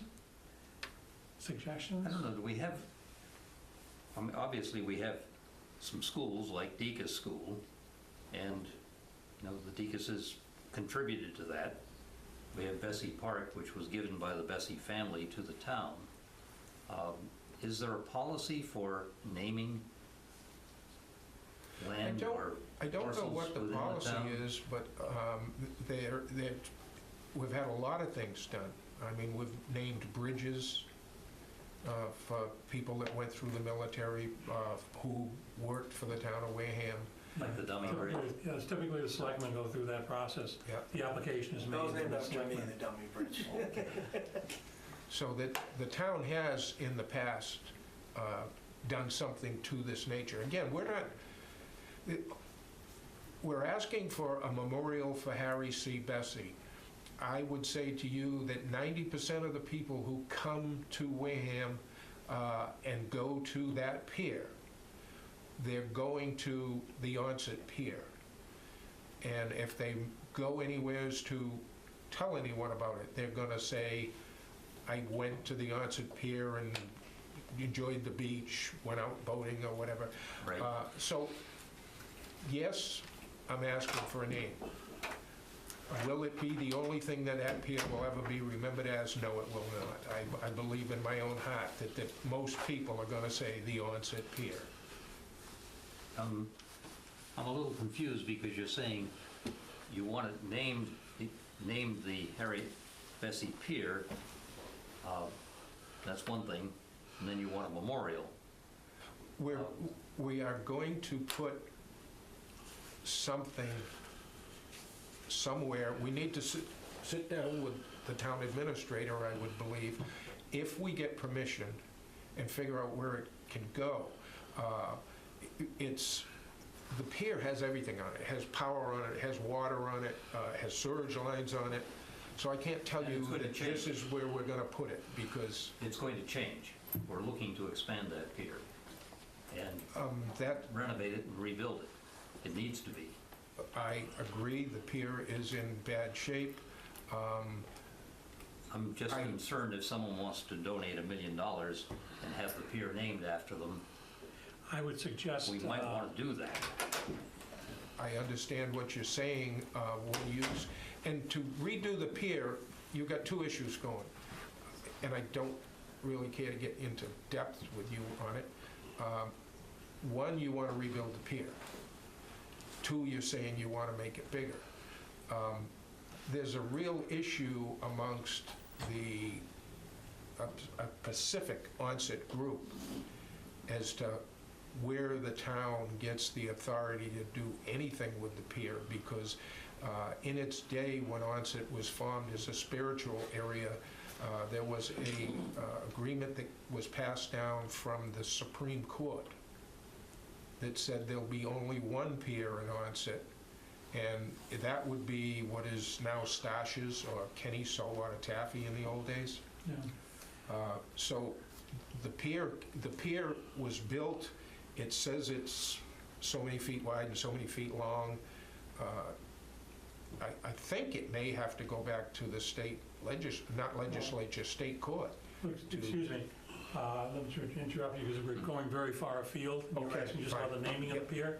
But as far as the construction of the pier is concerned, perhaps your naming may be premature insofar as if we have someone were to come in and want to grant us $1 million, if we call it such and such a thing. Yep. And I wouldn't want to, okay, I'm dreaming perhaps that it may happen, but I wouldn't want to discourage someone from doing that in terms like that. So I might suggest possibility of reconsidering the time frame and waiting until we got all the commitment of funds and going forward. Again, I can't give you an answer because of the support I have. But I will say to you that the article says forever. So Oh, indeed, I'm just saying it's, I don't want it to won't discourage change something in if you terms of, pass this. which might help us in financing No, the I understand reconstruction what of you're the saying. pier. Yeah, if I have $1 million and I want to name it the Pigeon Pier, Yep. I think the town will Sold. take it. Can you up that to 6 million? Is there- No, it's public conversation, it's only $1 million. But by all means, I might suggest that. Through you, Bernie. So that's, the article says that you only want to name the pier. I mean, you could put a monument for the guy. I mean, is that where you just want to stop, is just by naming the pier, or are you up for, you can always change the article on town floor. In other words, when you want to put a park bench or a sign in there's a memory plaque. of, In the article, it's a plaque. yeah, you could put the plaque, but you could change it from saying that it's the name of the pier. You could put a memorial plaque in the Right. guy's name, rather Yes. than naming the whole pier. Just because it's in the article right now, the article can be amended on town floor, As long as it's less than, not greater than. So you could say, okay? Yeah, there's a limitation to. I understand that, Yeah. but I still think that it's doable, right? Right, right, you guys? and I think a plaque would be appropriate. I mean, Place a nice comfortable bench with cushions even. you know, put a brass plaque in donation of his services to Wareham, you can, whatever you want to jazz it up and say. I think naming the whole pier, though, like these guys say, might be a little premature, only because of what they're saying, possibility of funds. But you want to, obviously, we want to memorialize the guy if he did that much for the town. Yeah. I understand you're a petitioner, this is Yeah. going forward in the town meeting. Yep. It's just some options perhaps you might want to reconsider. Again, I'm sure I'm going to be back before the Veterans Council to discuss what's going on. Yeah. Ask them if that's something that they would like to do. You know. That's why I suggested also reinvestigating in his service. If he was in the Pacific, he went through some tough times in the Pacific because the war was just coming down in the European theater. But he was 30 years old when he went in the service. That's the thing. That looks... You haven't made him a big enough person in terms of his career Okay. to convince me that this is somebody that you want to be telling your great-grandchildren about. Okay. I mean, I would consider naming a harbor master vessel after him and have, an ongoing thing when that gets replaced. Or even the harbor master building or something, rather than the whole Something pier. of that nature. Yeah, you can even do that. Do the harbor master building rather than the whole pier. You have options. Yes. And you have them wide open because you, by naming the pier itself in its entirety, you can shrink that down to anything you want. Yeah, Okay. might be something to think about. All right. I will do that. Very good. It Thank you might be very much for interesting your to time. know how the families, did they ever get back to Mary Bessie, or do they have the same grandfather? I don't know. Be interesting to find out. I don't, only from what different family members have said, and they said no relation. That's hard to swallow.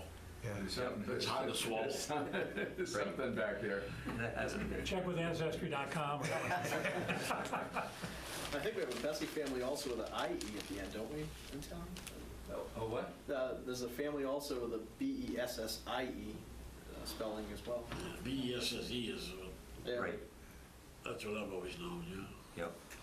Well, thank you very much. Thank you. Thank you. Very nice. Good your endeavors. Thanks for Thank the you. information. I mean, it was Yeah. sort of interesting. Have a good I day. definitely learned something tonight. Yeah. Yeah, it's always interesting to go back in family history and see where it was. Another issue we have under unanticipated business is the transfer.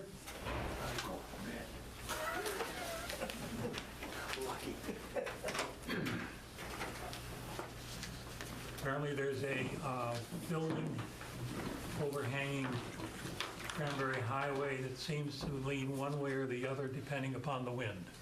Correct, or if a bird's landed on it, so.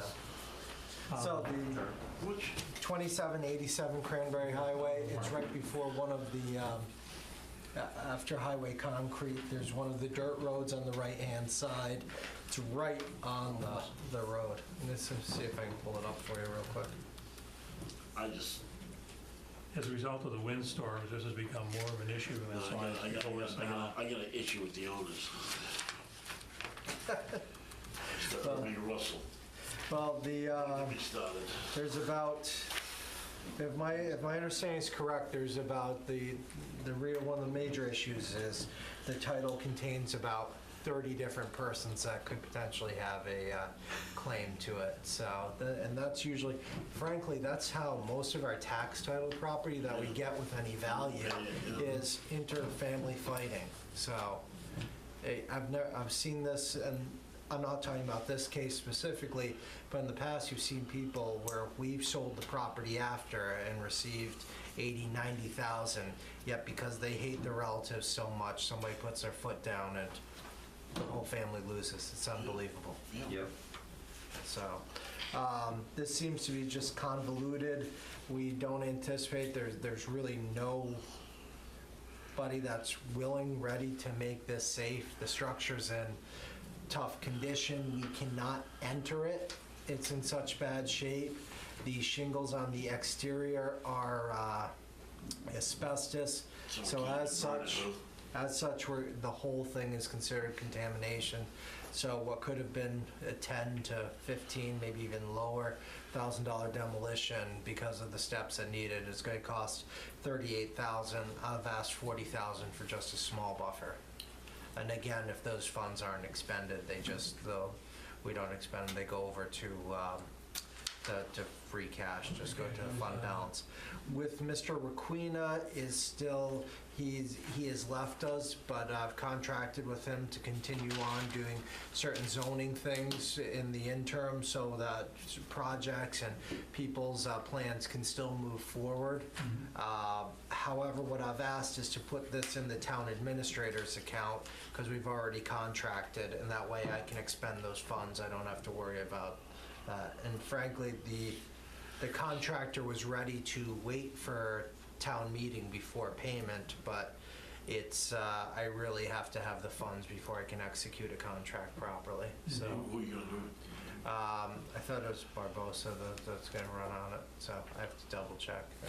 That was the one thing I don't have the contract on me. That's why I want to send you this. So because of the asbestos, the fire department can't have like a, what do they call them? Test sites or something, Practice fire. Practice fire, yeah. Because of that reason? No, they're practicing at Tremont now. So.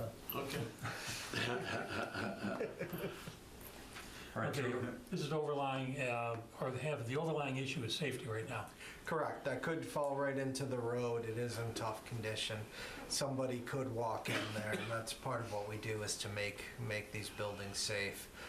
We tear it down, we lien the property, and then, obviously people aren't paying the taxes on it.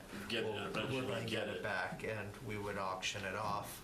So this is probably going to be ours one way or the other. The last time we did something like that is the waterfront parcel on 118 Sandwich Road. The poor gentleman that had some issues, the house burnt down. there was asbestos shingles there as well. We had to pay some money to clean it up, and now we own that, and we're potentially looking to make that as a kayak access center, just having another waterfront center for our residents. So, I've also, this will segue into another one, I've put an article in the special town meeting to transfer free cash for demolition and safety of buildings, so that we have at least some money set aside until October, because we've identified a few houses. And frankly, I'm sick and tired of people not acting or not taking care of their properties enough, so we're going to continue on. Excellent.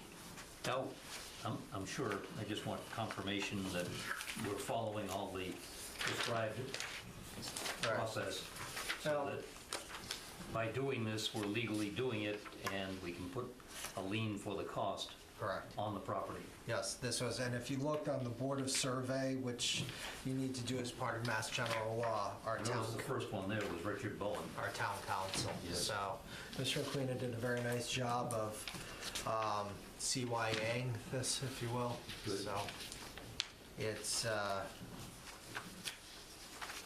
and again, this is the last make safe order we actually had was on Main Street at the Baker property, and they've complied.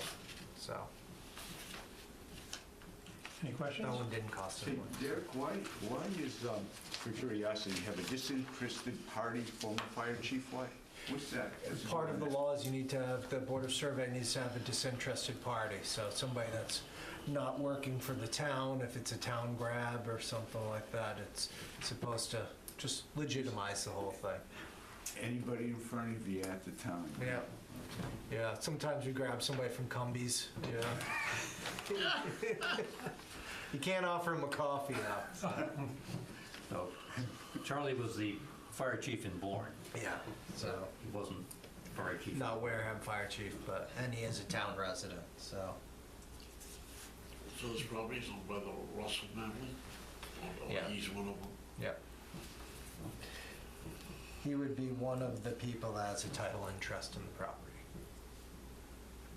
Okay, I'll entertain a motion to reserve from the Finance Committee Reserve Fund the amount of $40,000 for the purposes as stated in the request. So moved. Second. Motion's made and seconded. Any other questions, concerns? There being none, all those in favor say aye. Aye. Opposed?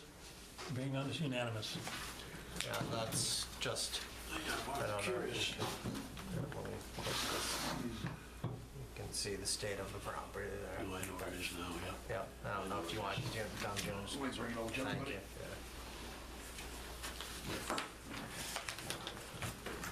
Ah, yeah. There it is, over there, yeah. So, We've got a Sullivan plaque that is going to go on each of these spaces after the building disappears. They've told me that in the bathrooms are where the Sullivan plaque will be going. I think I know it, yeah. While we have the town administrator here, we just want to run some questions. I pulled it up. Did you? Okay. Looks like it just needs a little bit of TLC. Yeah. Just You gotta make sure it doesn't disappear over there. I can say the town's How money this weekend if quickly? you want it. We skipped over the annual town meeting. Article 1 through 5 is more housekeeping. The capital plan, We do have a few more capital planning meetings scheduled, including tomorrow. and the budget itself, you're going to give me those numbers if you're, when you have the opportunity. We have a letter from Upper Cape, Yeah, I got that, I brought it to you guys too. and he's requesting to have $3,678,385. And Dominic being our rep, There's the whole budget if you want to see it. Yeah. okay. Now, in the conversation last night, the selectmen had indicated they'll be interested in meeting with Superintendent Dutch, and so we're going to have, it was between the Finance Committee and the selectmen, and Joyce emailed me this morning, chairman of the school committee has asked to join in. And so I priced her when the scheduled, I think Alan's going to set it up at a convenient time. Yeah, what I think is maybe we propose either during one of the Tuesday or Wednesday night meetings, because most likely you're going to be meeting over the next few weeks, see whatever's best for Bob and go with that. That would work out for all of us, I Yeah. believe. Yeah, that way it's, I was going to ask Dominic, Yeah. Oh, by all means, yes, of course. the report that we got from Dutch of the budget has column of figures for the fiscal year 18, where he has supplies, $20,000, and that $20,000 is in 19, and then $20,000, and several cases where he's just gun decked across. I would like to see the actual expenditures for those categories for the year, for the fiscal year. And this is probably he wouldn't want to do, but how he's doing against that number for fiscal year 19. Okay, so you want the actual numbers. Yeah, for 17, 18, There's a whole series of things there. It's just, they just put the budget across and yeah, there's constant, like, fill it in. as an example, postage and supplies was 5,018, it's 5,019, it's 5,020. Yeah. So, I mean, there's an actual number for 18, I'm sure. Year end, Year-end numbers. or closeout. And then I would like to see the breakdown of the students by year. Probably he can do it by town. And also the majors that they're taking, the fields of interest. I think that was in the presentation that you gave me.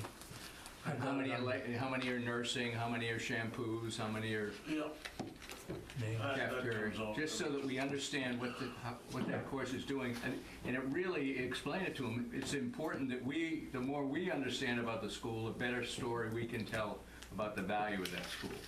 Yeah, and that's course information that I'll try and put in the report if we can get it early enough. Now, he had done that in the past as far as the number of students from each community. Yeah, but I'd just like to say what courses they're taking. I don't know. Yeah. There's two different, I don't think it was in the other one that I recall now, but there's two reports. One is this one, the budget.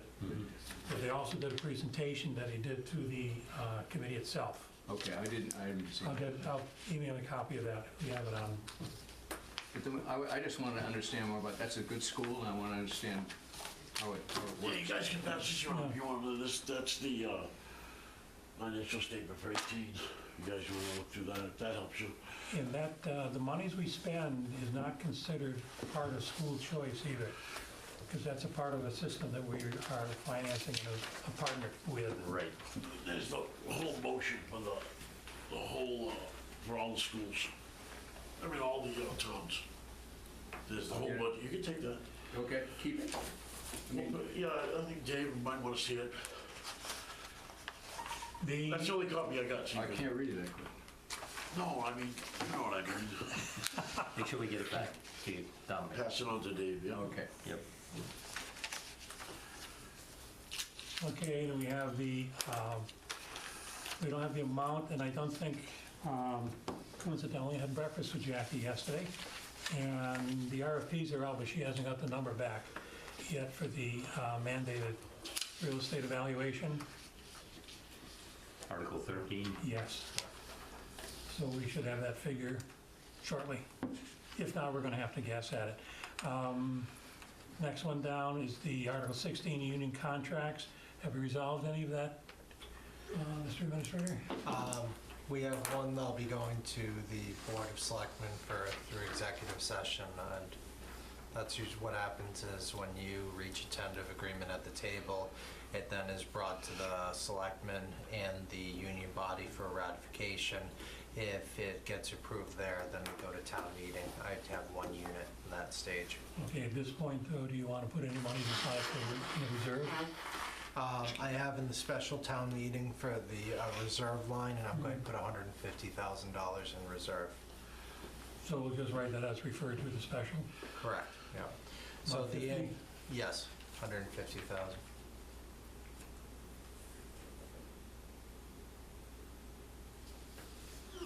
And Article 17 is well, why don't I, if you don't mind,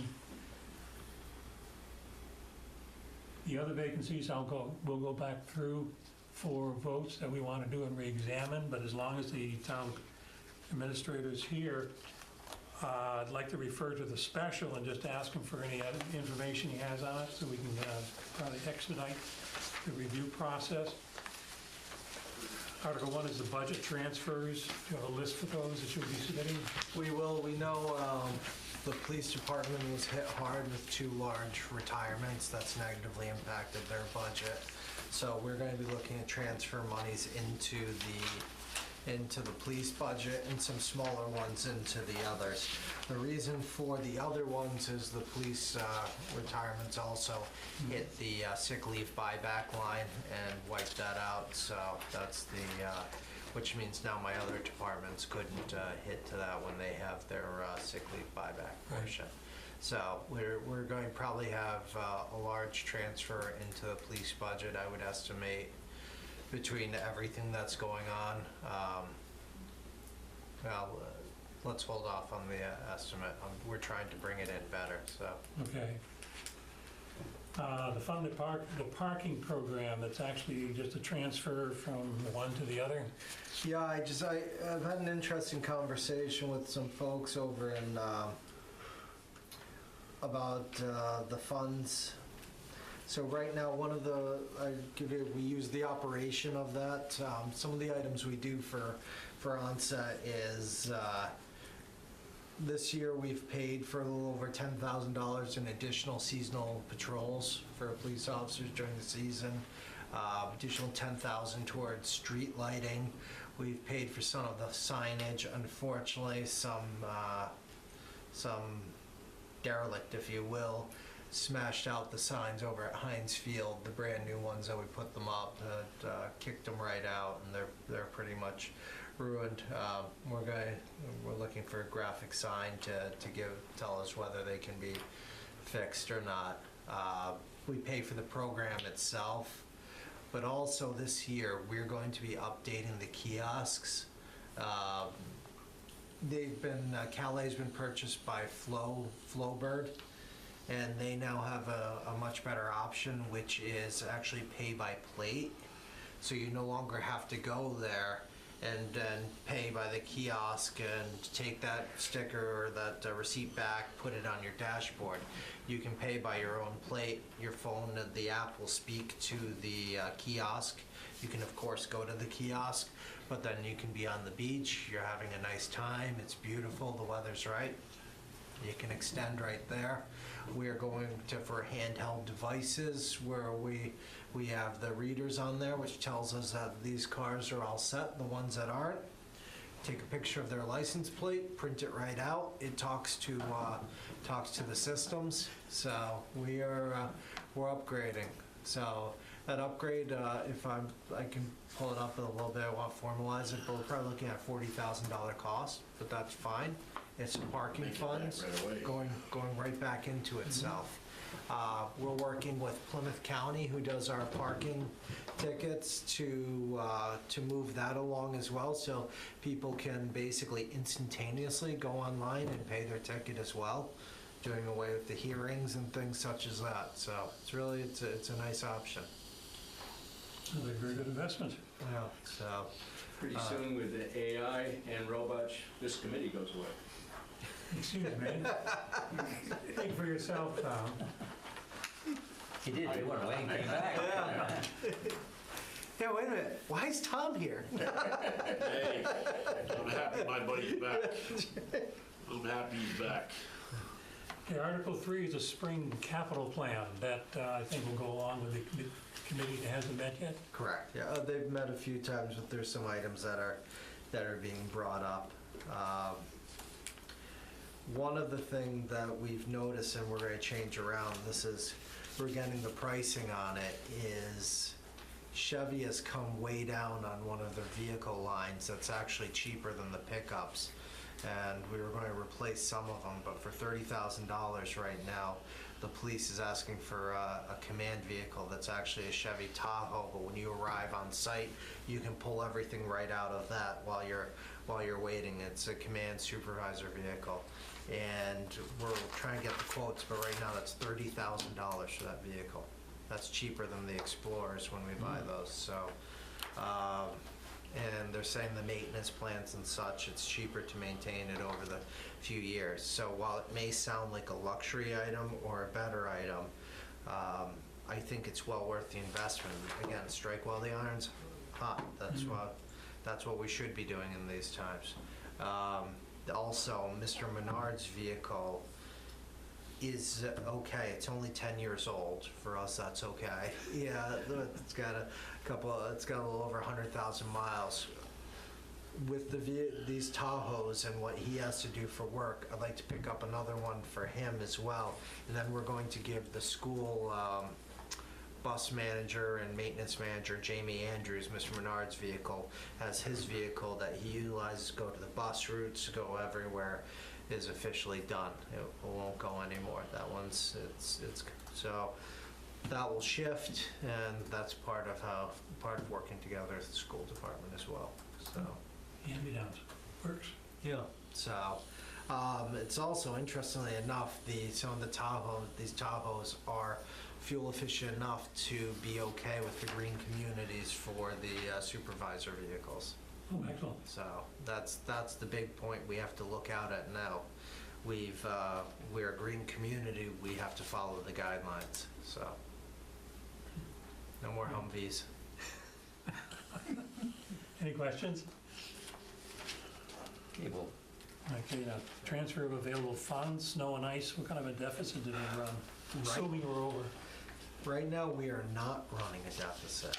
Yeah, please, someone knock on wood, No, it's not long. yeah. Last time I said that, we had those storms from hell, and it's going pretty well, which is why we have some other options to be able to utilize the free cash. So I do have it on there because it's New England and yep. Wait a minute, it'll change. yeah. So the matching funds, and this is one of the issues that we have with planning so tight on our budgets, is we've had some availabilities of these grants. We've received the grant, but they require local funds. It used to be that you could utilize your own, if you will, personnel and what you pay them as the matching portion, but now they want cash matching. So some of these have already started, and these you utilize to get towards other grants, and they're part of the municipal vulnerability, the planning grant for Littleton Drive. And I understand that people get upset when you say you're going for engineering services or these grants or studies or surveys, but let's be frank, that's what gets you the $1 million. That's what gets you the other money. You have to go through it. We went through with the elementary school. That yielded, what, 48, $50 million? Well, Yeah. So, this is what we should be doing, and, you know, this is money that we're trying to bring back to the town. So, it's shame on us if we're not going for it. And these are all prerequisites, as you point out. If we don't do it, we don't get it. Right, and it makes sense, like $12,500 to get the planning assistant grant for Littleton. It makes all the sense in the world. We're trying to do something for the town. And a lot of these are, if you will, permanent. If we develop that Littleton Drive, you really only get one bite at that apple. So let's do it. Let's have the parameters and do it right. So, collective bargaining reserve number 3. That's the $150,000 I have in there right now. Beach nourishment and planning. This is two-pronged. We have right now for Swift's Beach especially, you've seen the loss of sand, and we need to start planning on how we're going to utilize that in the future. I have we have some other engineering money from open space. However, I'd like to set this aside. We can utilize this for planning. We have GHD looking at, for Swift's, the parking lot by the boat ramp, whether you move that back into the green space and make where the parking lot was, turn that back into sandy beach for more enjoyment and such. you see, we already know what the flooding is on Swifts, and you can, on a king tide, you can see the water right up over that parking lot no matter what. So sooner rather than later, that one's going. So let's try and utilize that and move the parking lot back. And they're also talking about upgrading the playground, but that's outside of this. Also, we need to look at if we're going to be able to do the beach nourishment program. Can we dredge out of the channels and put that sand back, or is DEP or the EPA going to consider that contaminated and unusable? If we can't utilize that, we need to go outside. We need to do the kernel measuring, where you measure the grain and kernel of the sand. And then you need to find another place that has a similar size and style, and you need to truck it in from there. Carver seems to have one sand pit that matches up to our local beaches. I wish I was making this up. I am not. And all this Not cost. to dredge it up on the beach. You have to get permission to do that? Oh, yeah. Yeah. So- That's what Onset Beach, that's what we did Onset Beach. That's what you did. Dredged That up was the in years, the, that was in the 72. Yeah, Was yeah. that? So. Yeah, I mean, it's three times as big as it used to be. Yeah, absolutely. Well, you see some of the old photos. You see where actually the bathhouse, the concrete pad was down further, and that's where the sand was. There's also a whole sidewalk that goes right along the bluffs there. It's all under the sand, which should be brought out at some point, But it's also things like planting simple snow fences in the winter to start capturing the sand and keeping it from moving over. And this also, we're looking at Shell Point, that parking lot, and then how that's degrading, stabilizing that and the beach and the area around that as well. The sand's lower now on the sides, Yeah, You step down now, when you're able to walk right up, yeah. So these are, I think this is a great use of free cash. These are some of our biggest assets. And I consider this sort of the beginning seed money, because I will be bringing a plan forward where the beach passes are put into for fall town meeting, and see what everybody says for beach passes to be put in a revolving fund. And that's how we pay for this maintenance and the continuing portion of our beaches. Let's get those funds put right back into it, because we need to start investing. Other communities like Dennis, that's where theirs go towards. This is probably the time to do it when we're going to have a little bit of an influx of other revenue. Let's try and shift that over and make sure that one of our, some of our biggest assets are maintained and taken care of. A sidebar on that, we're putting out an RFP for mobile food vehicles for Swifts and Little Harbor. So The food truck business, huh? we want to get those going as well, and see if we can't start getting. Eventually, you'd love to have the stands or something there, but have the revenue generated from that. And I'm not really worried about big revenue in the beginning. I think it's amenity for the persons going and make our beaches even better. You don't want private industry to do that? It's going to be private industry. Okay. I'm putting it out. Yeah, I don't want to do it. I have a hard enough time cooking for the kids at home. That's what they tell me. Word is getting around.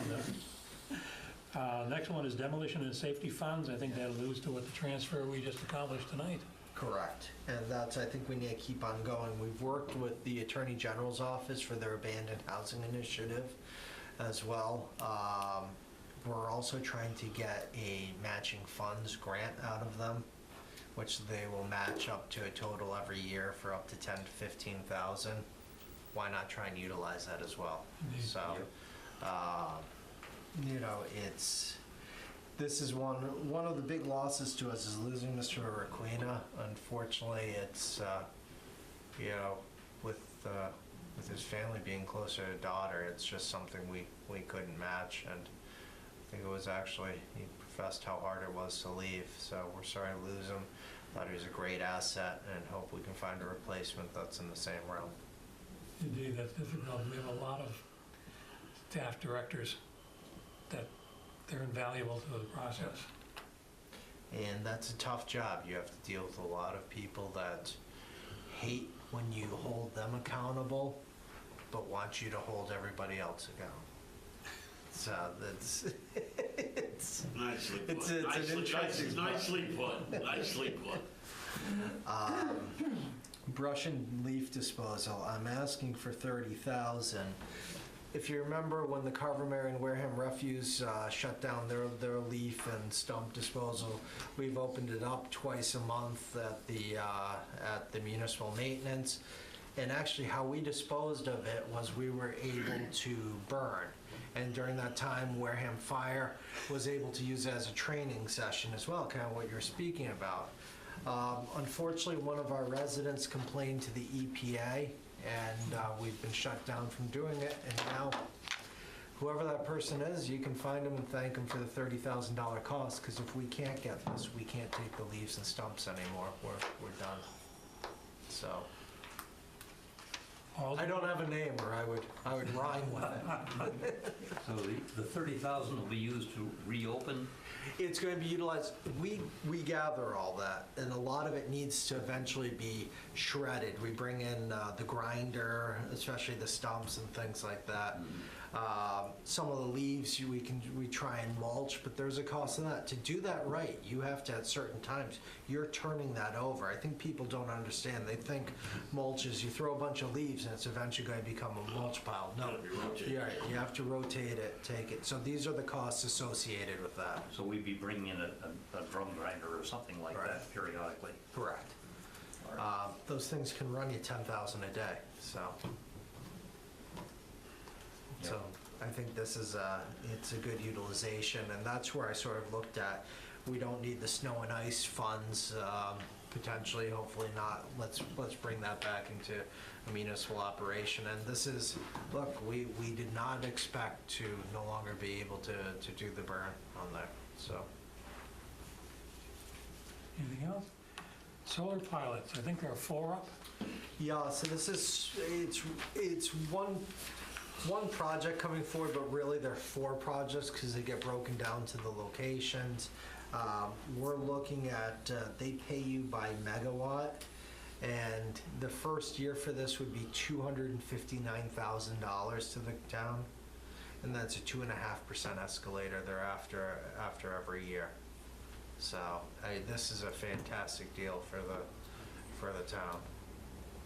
It's how I try and explain is when you think about it, so our average single-family tax bill is roughly $3,000. What are you getting here? 85, roughly 80, the value of 85 new units without paying for children and the children going to schools, without worrying about any impacts. And I understand the ecological argument, but these sites were already cleared and available for this. So there's very few no-brainers. Indeed. Absolutely no impact on municipal services. So it is on ADM property. They're creating a berm and other things so that the developments across the way won't be able to see them. They probably couldn't see them without the berm, but as you know, they usually do everything top notch. So All these projects been before the ZBA? they have been going through on the zoning aspects. So I have to double check where they stand, but before they usually finish up the financing and everything, part of it is the pilot agreement, because they want to be able to tell their financiers this is what the costs are going to be throughout the whole way. So do we get to look at those agreements, or do they go before town meeting? How's that? Usually we just bring them this way and you negotiate it, but we've actually come up to a rate with them. It's about $13,750 per kilowatt. So, and it's really, it's a 20-year term. I think I have the sample one that you did up 2 years ago, I believe. Yeah. I'll send that over to you, Jerry. Let me see if I can.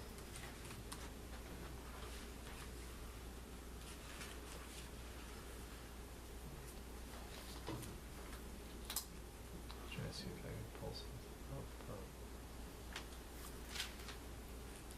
Eric's looking at, the Article 6 is a housekeeping one. In terms, we have to transfer the receipts to the WCTV, and it's a matter of the way the state law is written. We keep it in one account, and in order for the community television to spend it, we have to transfer it to them. So whatever funds in there are in that account are transferred to WCTV.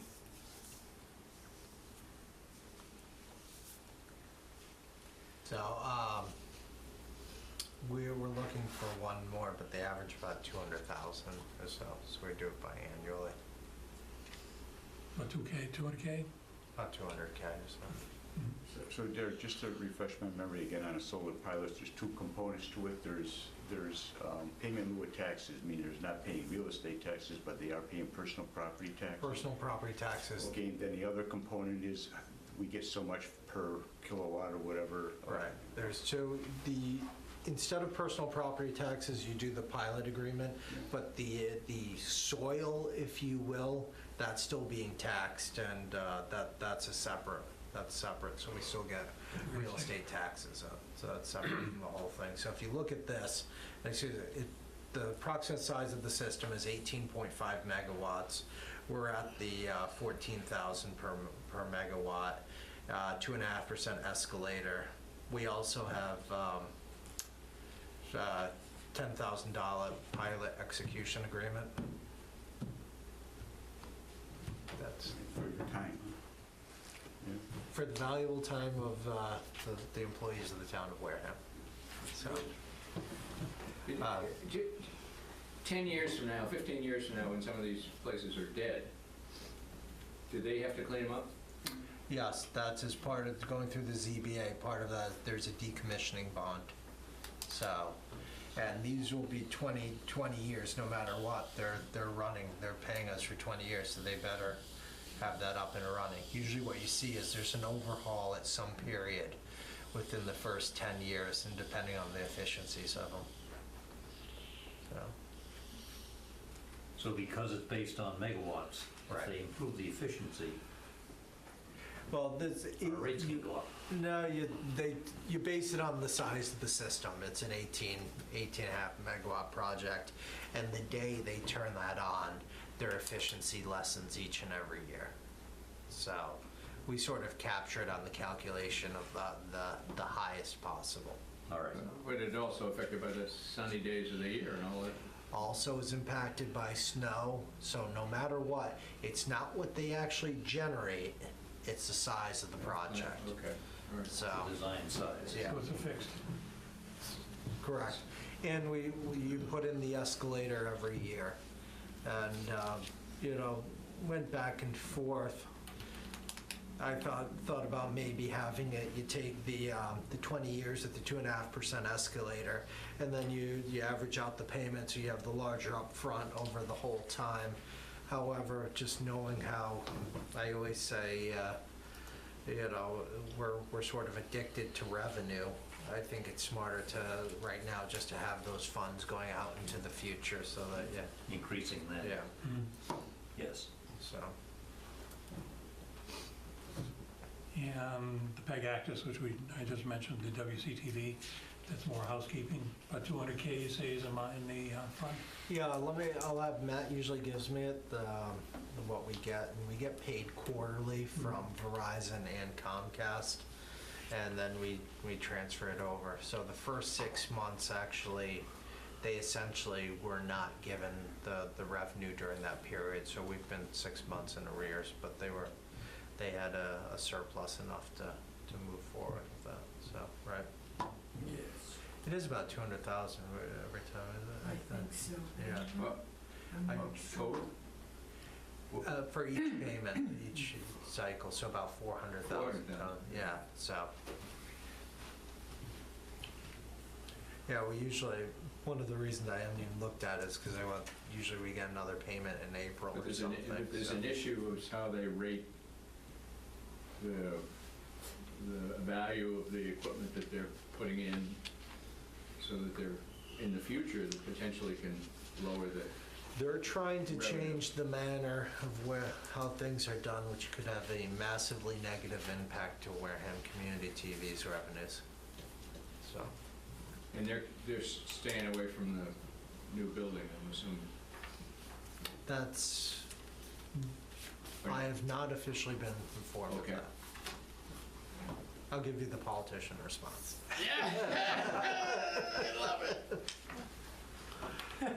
Next item is interesting, the Municipal Facility Stabilization Fund. So this is, we know we'll be getting revenue from cannabis, if you will. However, one of my fears is everybody's going to want to move forward on your revenue in the first few years based on, and I look at that, that's an artificial one, because especially retail being the main generator of revenue, that's probably your highest and best number you're going to get as more and more retailers come online. It's supply and demand. We know they'll generate a certain amount of money. I do not want to get this into the general fund budget until you've got a sample size good enough to know what's going to happen. However, I also think we should be setting money aside, and the only thing that you can set aside legally for marijuana is a stabilization fund. We know the police department needs a new building. Let's start putting this money to good use. And so we're not just doing it on the taxpayers and asking for them, because I couldn't see it passing. Two, we heard a lot of stories of how impactful it is to them. So let's try and use other sources to get this done. You'll see it's phrased a little, what might seem a little strange, because it talks about the Municipal Stabilization Fund, and that says maintenance and upgrade of municipal facilities, more specifically a new police station. Well, as soon as you're done with a new police station, this stabilization fund should continue. If you did it just for a police station, as soon as you're done with it, that goes. So let's lock it in. And again, I really think it's bad form to get used to this money in any format, because we've all seen it before. You have a one-time spike, you hire a bunch of people. Think about those back in '09 with the EDGI grants that the federal government gave to school departments, and suddenly they hired a bunch of people, and when that money disappeared, they're gone. So, As we've often mentioned also, you just don't know what size the piece of the pie you're going to have when it's all said and done. And the Boston Globe has had several articles recently regarding the casinos. They are not producing the funds, and the state is very disappointed because they anticipated enormous monies coming from each one of them, and they're lucky to make their goal. and the community that's doing the best, I believe, is the Springfield one, because when Springfield negotiated theirs, it was a set payment and was not performance-based. So they didn't sort of take the risk. They said, we want security, and whether you make this or that, we're gonna get it. We're gonna get here. So, and they brought in, actually, I was talking to Ms. Nichols about it. They brought in attorneys from all over the country to go over and negotiate these things. So, yeah. And we've also seen where other communities have tried to get more money from the marijuana facilities, and those agreements are getting kicked out and being so. As a result, they delayed their opening of their local shop. So I think if you're looking at it from an economic perspective, one of the best things we did was being one of the first four openings. This is the best time to make money off of it. Yes. So. Plus the processor. Plus the processor, plus you have, now what you have, you have a couple more manufacturing operations, a couple more grow operations. They are paying greater than what the average income is for our area. These are decent jobs. They're good jobs. And I know there's a stigma, and always will be at some point, until there isn't, I guess. But it's good. This is good for our community. When you think about it, what's been the other big expansion in our area? Retail jobs. those are not the best jobs. They don't pay the best wages. The benefits are not the best. This is something. This is true industry. This is bringing hundreds of jobs to this community. I mean, we haven't seen anything like that before. So, Eric, what would you estimate would be the revenue from everyone from the sales? I will not, because the minute I do that, people are going to spend that 7 different ways. 10 different ways. Yeah, so, One issue that they discussed last night was project this particular stabilization fund 5 years out after the police station is built. You're maintaining the municipal facilities, which is offloading the budget for one, but it was intimidated at possibility of assuming the maintenance of the school department. They could offload their budget with it, and obviously it was pure speculation because they refused to give up possession of anything. So as far as the municipal facilities are concerned, they will be maintained starting 5 years out at least. Police department ought to be right in this building here. used to be. Used to be the judge's chamber was over there. Really? Now the inspectional services area, that was where The efficiency with which you do the processing in this building has got to get driven to a more modern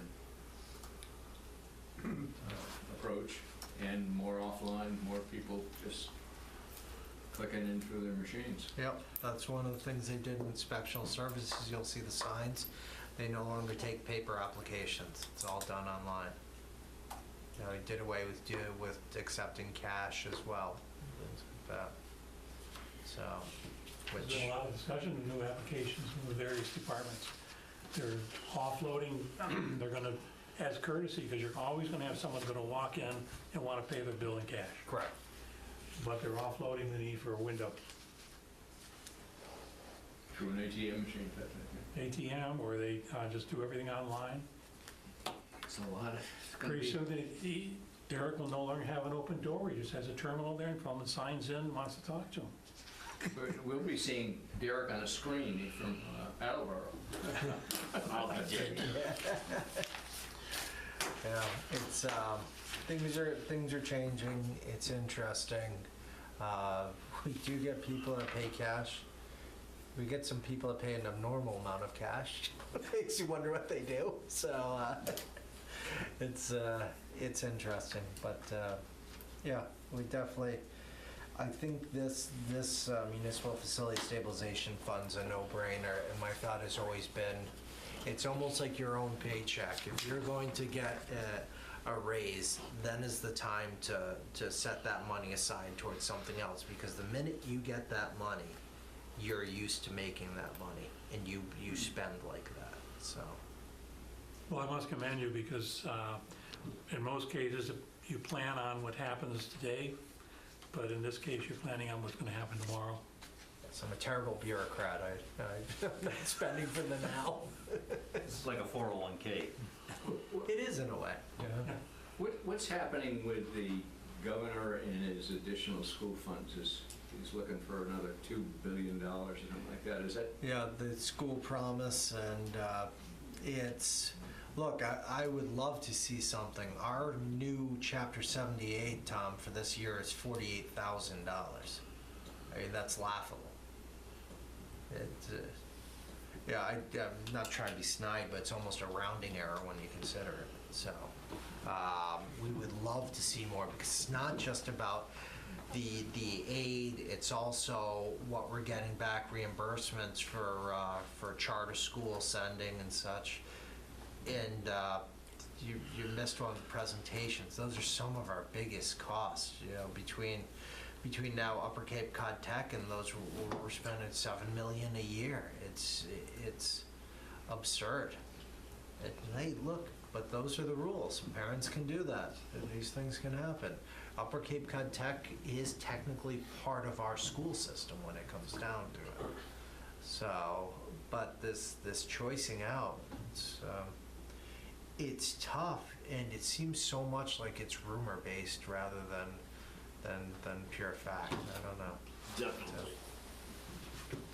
Now, the difficulty getting the specifics out of the school system as to what they're doing and the like is unfortunate. Because then everybody does go by rumor because they have no facts in front of them to say that something has changed. And the rumor, Wareham High terrible, that's it. Yeah. The next one is the rescinding prior year bond authorizations. Yeah, so these are the, either we did the project on the first one and it came in less. So if you remember, Fred, this was the high school roof replacement was an MSBA reimbursement, but you always fund the expected whole amount. Two things happened. One, it came in, the price was less than we thought, far less, but also this, we only borrowed for our, the portion that MSBA did not reimburse. And just to qualify, we're just rescinding the authorization. Correct. There is no monies involved here. Absolutely, so when you look at this, we do not have between all of them, $9.5 million, so Check his pockets. So if you remember Parker Mills Dam repair, that's when we did get the authorization, but part of that was we received a grant from the Commonwealth, and we went up to the meeting all excited for our $1 million grant, and it was about a $180,000 grant and an $820,000 loan that you had to pay back. And I said, loans are great, but paying back is tough.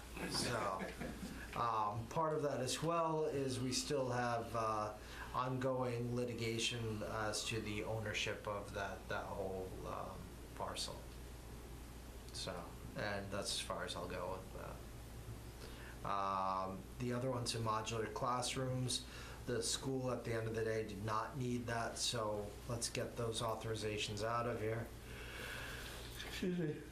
And just sidebar, these do, while it's not real money, if you will, they do count against us financially as outstanding authorization. So it's the same impact on our books if we've, as liabilities, if we borrow it or don't borrow it. So, and then the last one is Swiss Beach Sewer Interceptor. That was the $10 million pipe relining project.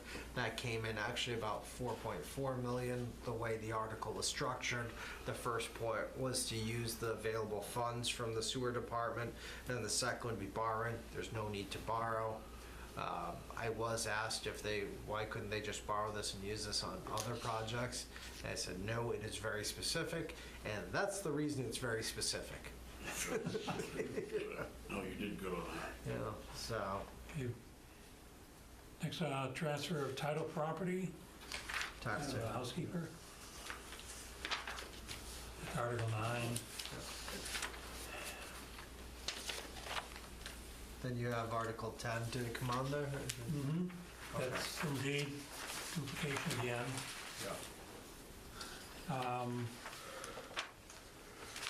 And let's see, Article 11 are term limits. That's an easy one. And the petition article we heard earlier for Bessie.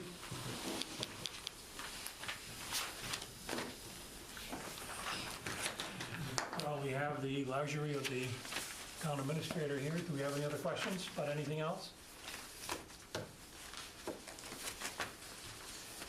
There being none, Mr. Sullivan, thank you very much for your time. Thank you. Just looking at the schedules, should we plan for the next, are you planning for the next couple of weeks to have Wednesday meetings? Yes. Okay. Do you know when you're gonna have the Upper meeting, or is that still being I scheduled? don't, and I think it's going to be contingent upon Bob, because he's got to, as you know, he has to hit all the communities, so he's doing his celebrity tour. I was gonna probably ask me tomorrow, but that's it. Yeah, actually, if you could ask him on the next couple of Tuesdays or Wednesdays. What's good for him? Yeah, that's the way. Tuesdays or Wednesdays? you Well, know? yeah, that's what I think. And Bernie, Mr. Chairman, if Mr. Dutch is better for a Tuesday night, is that? Fine with me. Yeah, that's what we think, either Tuesdays or Wednesdays. So, Okay. that way it opens it up. I'll ask him tomorrow. Okay. Thank you all, I appreciate it. Thank Thank you you. for your time and staying late.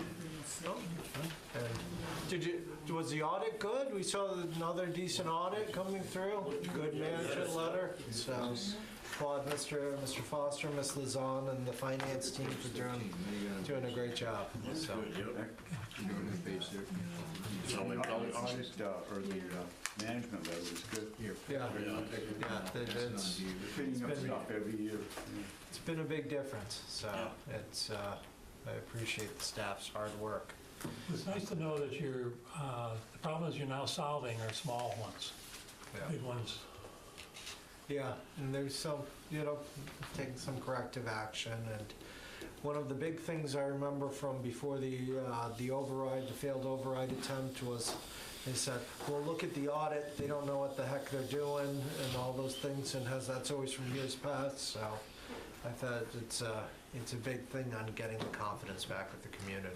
So Your actions are to be commended, and that of your staff. it's the staff, it's not me. I just look pretty, so. Thank you all, appreciate it. Thank you. Thank you, Derek.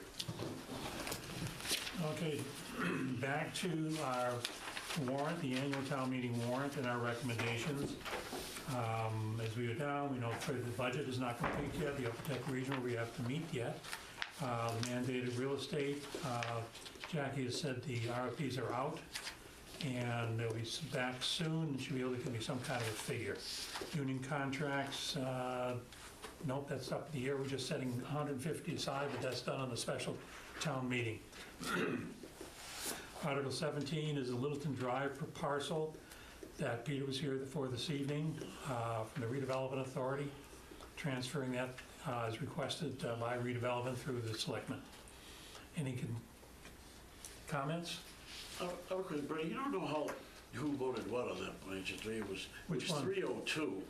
They did it backwards. Okay, explain that to me then. I believe they did a negative motion, that is to say, a motion to disapprove. So it's 3 against, 2 for, or 2 abstain? It's 3 against. Yep. None for and 2 abstentions. No, I think it's 2 for. The middle one is, Good. The middle is no. Yeah, that's how I got it from the selectman's office. indeed. And I think Alan said something that he abstained and somebody else abstained for some Yes, reason. okay. Those are You're right. abstentions. Yeah, so I'm not sure, but that's how I got it from them. Because that's why I want to know whether or not they were 2 against it or they No, just that's abstained. I think it's an The last abstention. one, yeah, okay. If All it right. was if it was a no, it would be in the middle, but that's how they gave it to me. All right, that's, FAA, for, against, abstain. there you go. That's the way it's supposed to be, but they had a negative motion, they didn't do a positive motion, and that's what flipped everything around. For and abstain. Okay, as to the committee, may I have a motion to approve, please? This is 17. Yes, Article 17. Drive parcel, I'll make that motion. Can I have a second? Motion's made and seconded. All those in favor say aye. Aye. Opposed? You know, Abstained? I'm going to abstain. I don't know enough about it now. Then is everybody else abstaining? So it's 6 abstentions. Really? I'm sorry, what was that? It's scary. The only one vote of approval is 1, David. Okay, I didn't see that, yeah, No negatives. yeah. And everybody else 106. backed out. Okay. Littleton Drive. Littleton Drive, yes. Really? I'm up in the air I about wanna know it, what it's between this worth. one or the Agawam I'm Village. sorry, it's what I think, to be honest with you, if you can build 40, what do you say, 48 units, that's 24 duplexes, that's 24 building lots, 200,000 a building lot, think about it, it's a lot of money they're giving away. I want to see the property and see the whole. Oh, you know where it is, Dave? It's nice stuff. Yeah, that's what, It got worth a lot of money, that's why I'm abstaining, I'd like to know the value of it. They're not necessarily giving it away. They're just transferring ownership right All now. right, all right. But But they're not getting anything for it, really. they may. No, through Mine the is- redevelopment I don't know. The authority. redevelopment is getting the money. But Just like the redevelopment is taking care of the, what, The Trim on nail. redevelopment, they will get the money once they sell the land, the Yes. redevelopment. Yes. yes. Can we put this on hold because But who gets the money when they sell the land? The redevelopment, not the town. The town owns it right now. that Okay. the redevelopment funds are part in the other governmental, that's what I was asking Peter. Okay. Those funds Okay, are in the town funds, in the balance sheet. okay. Okay, under other, not in the general fund, but then there's another column called other governmental. Okay. Within the other governmental are the funds of the the Wareham Redevelopment Authority. Okay. That was the question I was asking. Where are the funds? That was the answer. Those funds are usable how? They're, Only by the Development Authority? Yes. Currently, yes. Yes. and that is, that's why I would like this on hold so I can think about it more. Motion to hold, motion to table. Motion to table. Can I have a second on that? I'll second it. Second? 'cause I- All those in favor say aye. Opposed? Here's a vote, motion to table. I want to see more of a trail of when the funds go into those, what they call who has the signature authority on the accounts. Okay, I'd like to also know some kind of value. I think it could be a big number. But to what benefit to anybody as far That's as what I the want to value? know. I gotta know more about the money, like you said, the dollar chain. Because even, no matter who owns it, whether the town owns it or the authority owns it, money is going to be coming into one of those entities. And as Jerry says, where does it go and what is it going to be done with after? Just when it goes into, Peter is the head of the redevelopment authority, and there's two other people there. When they make a decision, okay, first of all, what are the balance of the funds they have? Now, I understand it's in the total balance sheet, but how much is it? Okay. And then, how do they expend the funds? Is it by vote of those three only, or is the funds, do they have to go through a warrant to town meeting? I just don't know enough of the process. It sounds good. I just need, I'm like 80% there. Dominic wants to know if somebody could be having a piece of property in there that's generating $40,000 a year of tax revenue. Not so much tax revenue. Will it benefit the town better just to sell it? Rather than give it to redevelopment if it's worth so much money. I understand they're worried about a 40B project. I know they're worried about what can be used for the money, but does the amount of money offset that? But the 40B is not going to pull in as much money as some other developer might have there. Single-family homes, it's a nice location, and it's big money, But of course, if you sell it to a developer, you lose control over it, whereas if they sell it based on certain criteria and restrictions to build a low-income housing. That would be great if it's not worth a ton of money, but if it's worth a ton of money, I might take the chance. I don't know, I'd like to know what the value is. But the information is what we're looking for now. But I might, just as a qualifier, if the town owned it and sold it, we would be able to use the money. It has to go into a particular fund, a separate fund, for the maintenance of the properties. No, when they sell land to that auction, it goes into the general fund. We sell land through, when we get property. No, it doesn't. That does. I'll get the information for you. It does.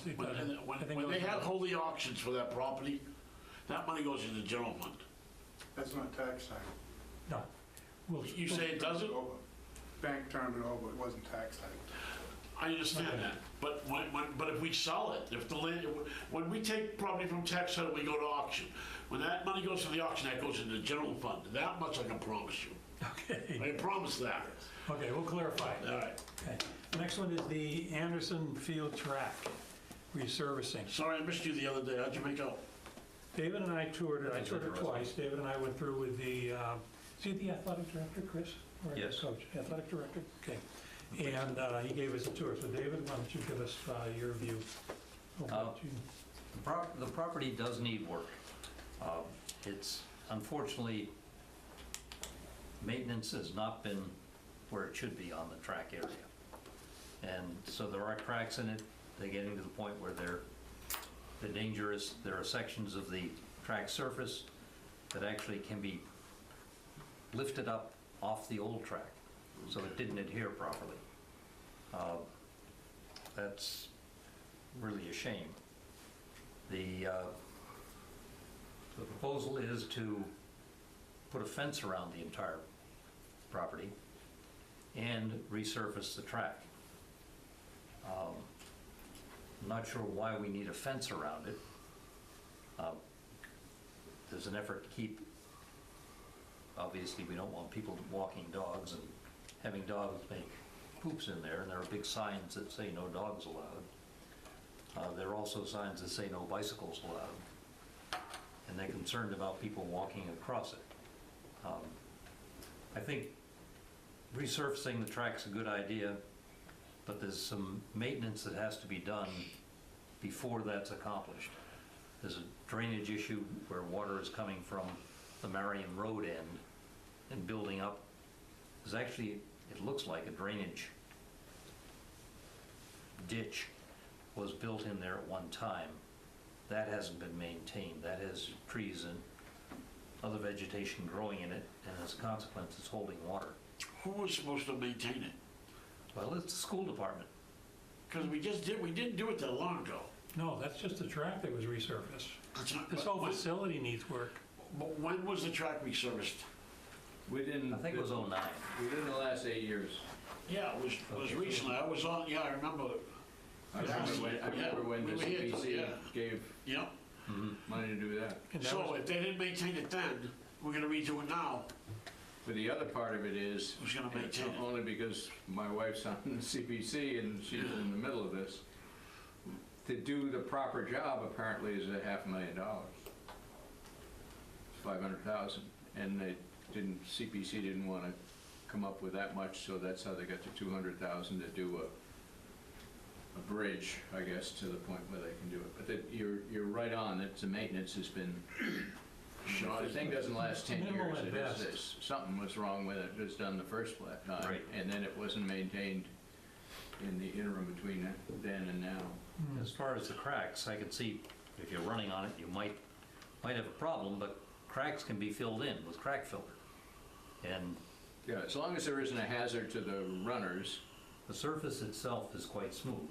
Yeah, and the other part of it is apparently people are getting in there with mechanical vehicles and driving on it. See, that's what the fence was for, yeah, that's what they want the fence for.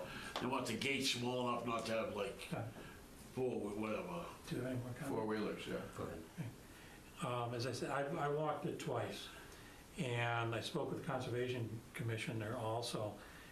If you face the field, and off to the right is where there's flooding that you had remarked. There's also a pond over there, kind of a glacial pothole that fills with water off and on, but has nothing to do with the drainage that goes around there. That pond will never really drain. On the right-hand side, where the flooding is, there's also catch basins, which I looked in them, and I don't think they've ever been emptied, for one. And the grate on top of them is probably 18 or 20 by 20, and the sod is overgrown, so there's only a 6 by 6 opening. As we walked around, there were two areas on the right-hand side. One was a path, and right directly in back of it, where the homes are, there's wetlands, and there's a path there. And it seems the kids have put some boards down so they don't get through the mud, and that comes through. But I didn't see any wear on the sod itself, which would suggest the path is used very frequently. It's probably the kids over there just a shortcut to school. And really, as far as the people I'm concerned, that they didn't come from that pathway. And then to the right, it's also heavily shrubbed. The grounds in the middle are used by the field hockey. There is no turf in the center anymore. They've worn that out. Where they do the shot put, the fencing is all there. It's just been neglected. It could be restructured again. One of the bars, mounting support bars, was missing. And the opposite side, all the ties to the support bar are broken off. But the fence was there, wasn't ripped or anything. It just needed some CLT. From my point of view, and as I talked with the Conservation Commissioner, the shrub and overgrowth around the perimeter, left, right, and back, it's so thick, people aren't going to walk through it. That is not where the traffic's coming from. And David mentioned the drainage ditch. It is all overgrown, and I think that ditch, because it is definitely a line that you could see and it's full of water, is totally overgrown. Nothing drains from it, and that's where the flooding comes from. As far as the track itself is concerned, there are cracks in it, and the athletic director said the last year, the year before, he purchased material to fill those cracks in. The maintenance department never used it. There is a large crack going diagonally across the track that he mentioned could possibly be a hazard that they've mentioned. But I don't know what consistency that crack filler is, but on the short term, it could fill it. I would agree wholeheartedly the track desperately needs changing. They do that. However, the facility itself needs a rehab. Beyond what they're contemplating doing, they want the fence and the track. And the fence itself that is currently there, down on the right-hand end, maintenance has created an opening to get their lawnmowers through. So there's no fence. It's completely open.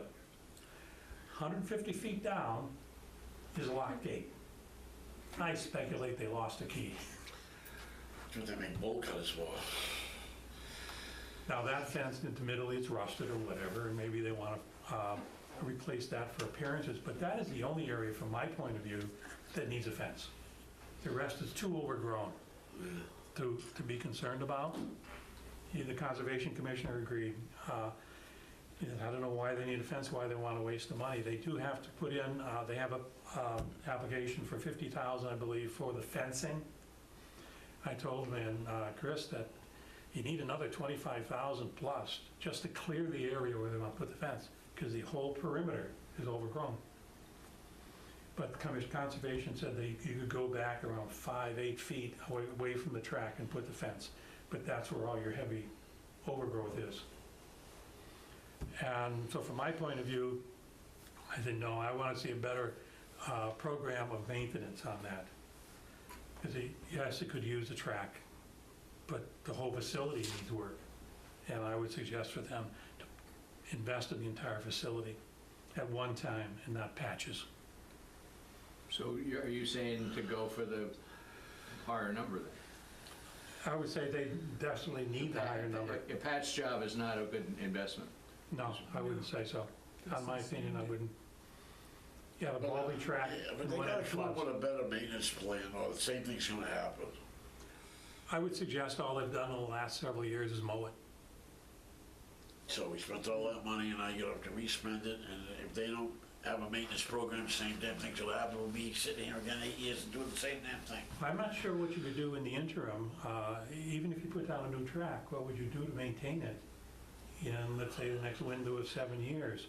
Well, they gotta put Well, a they seal already around have it or some- something every year, every couple of years. Well, they already have some crack filler in the barn. They But just I haven't think used there's a it. seal, I think they seal it or something every year, every 2 years, something. There's They paint it, actually. yeah, so, right, some material they put on it to keep it together, And keep the it athletic- weather tight. Yeah, the athletic director said he has to go out and paint the lines, not the ones that go around, but any of the starting lines and all. He repaints them himself. He's gotta get some kind of maintenance program now, and fix the water problem. They apparently have 3 people, as he indicated, on the maintenance staff that maintains the exterior grounds and like of all the buildings. I think it's beyond them.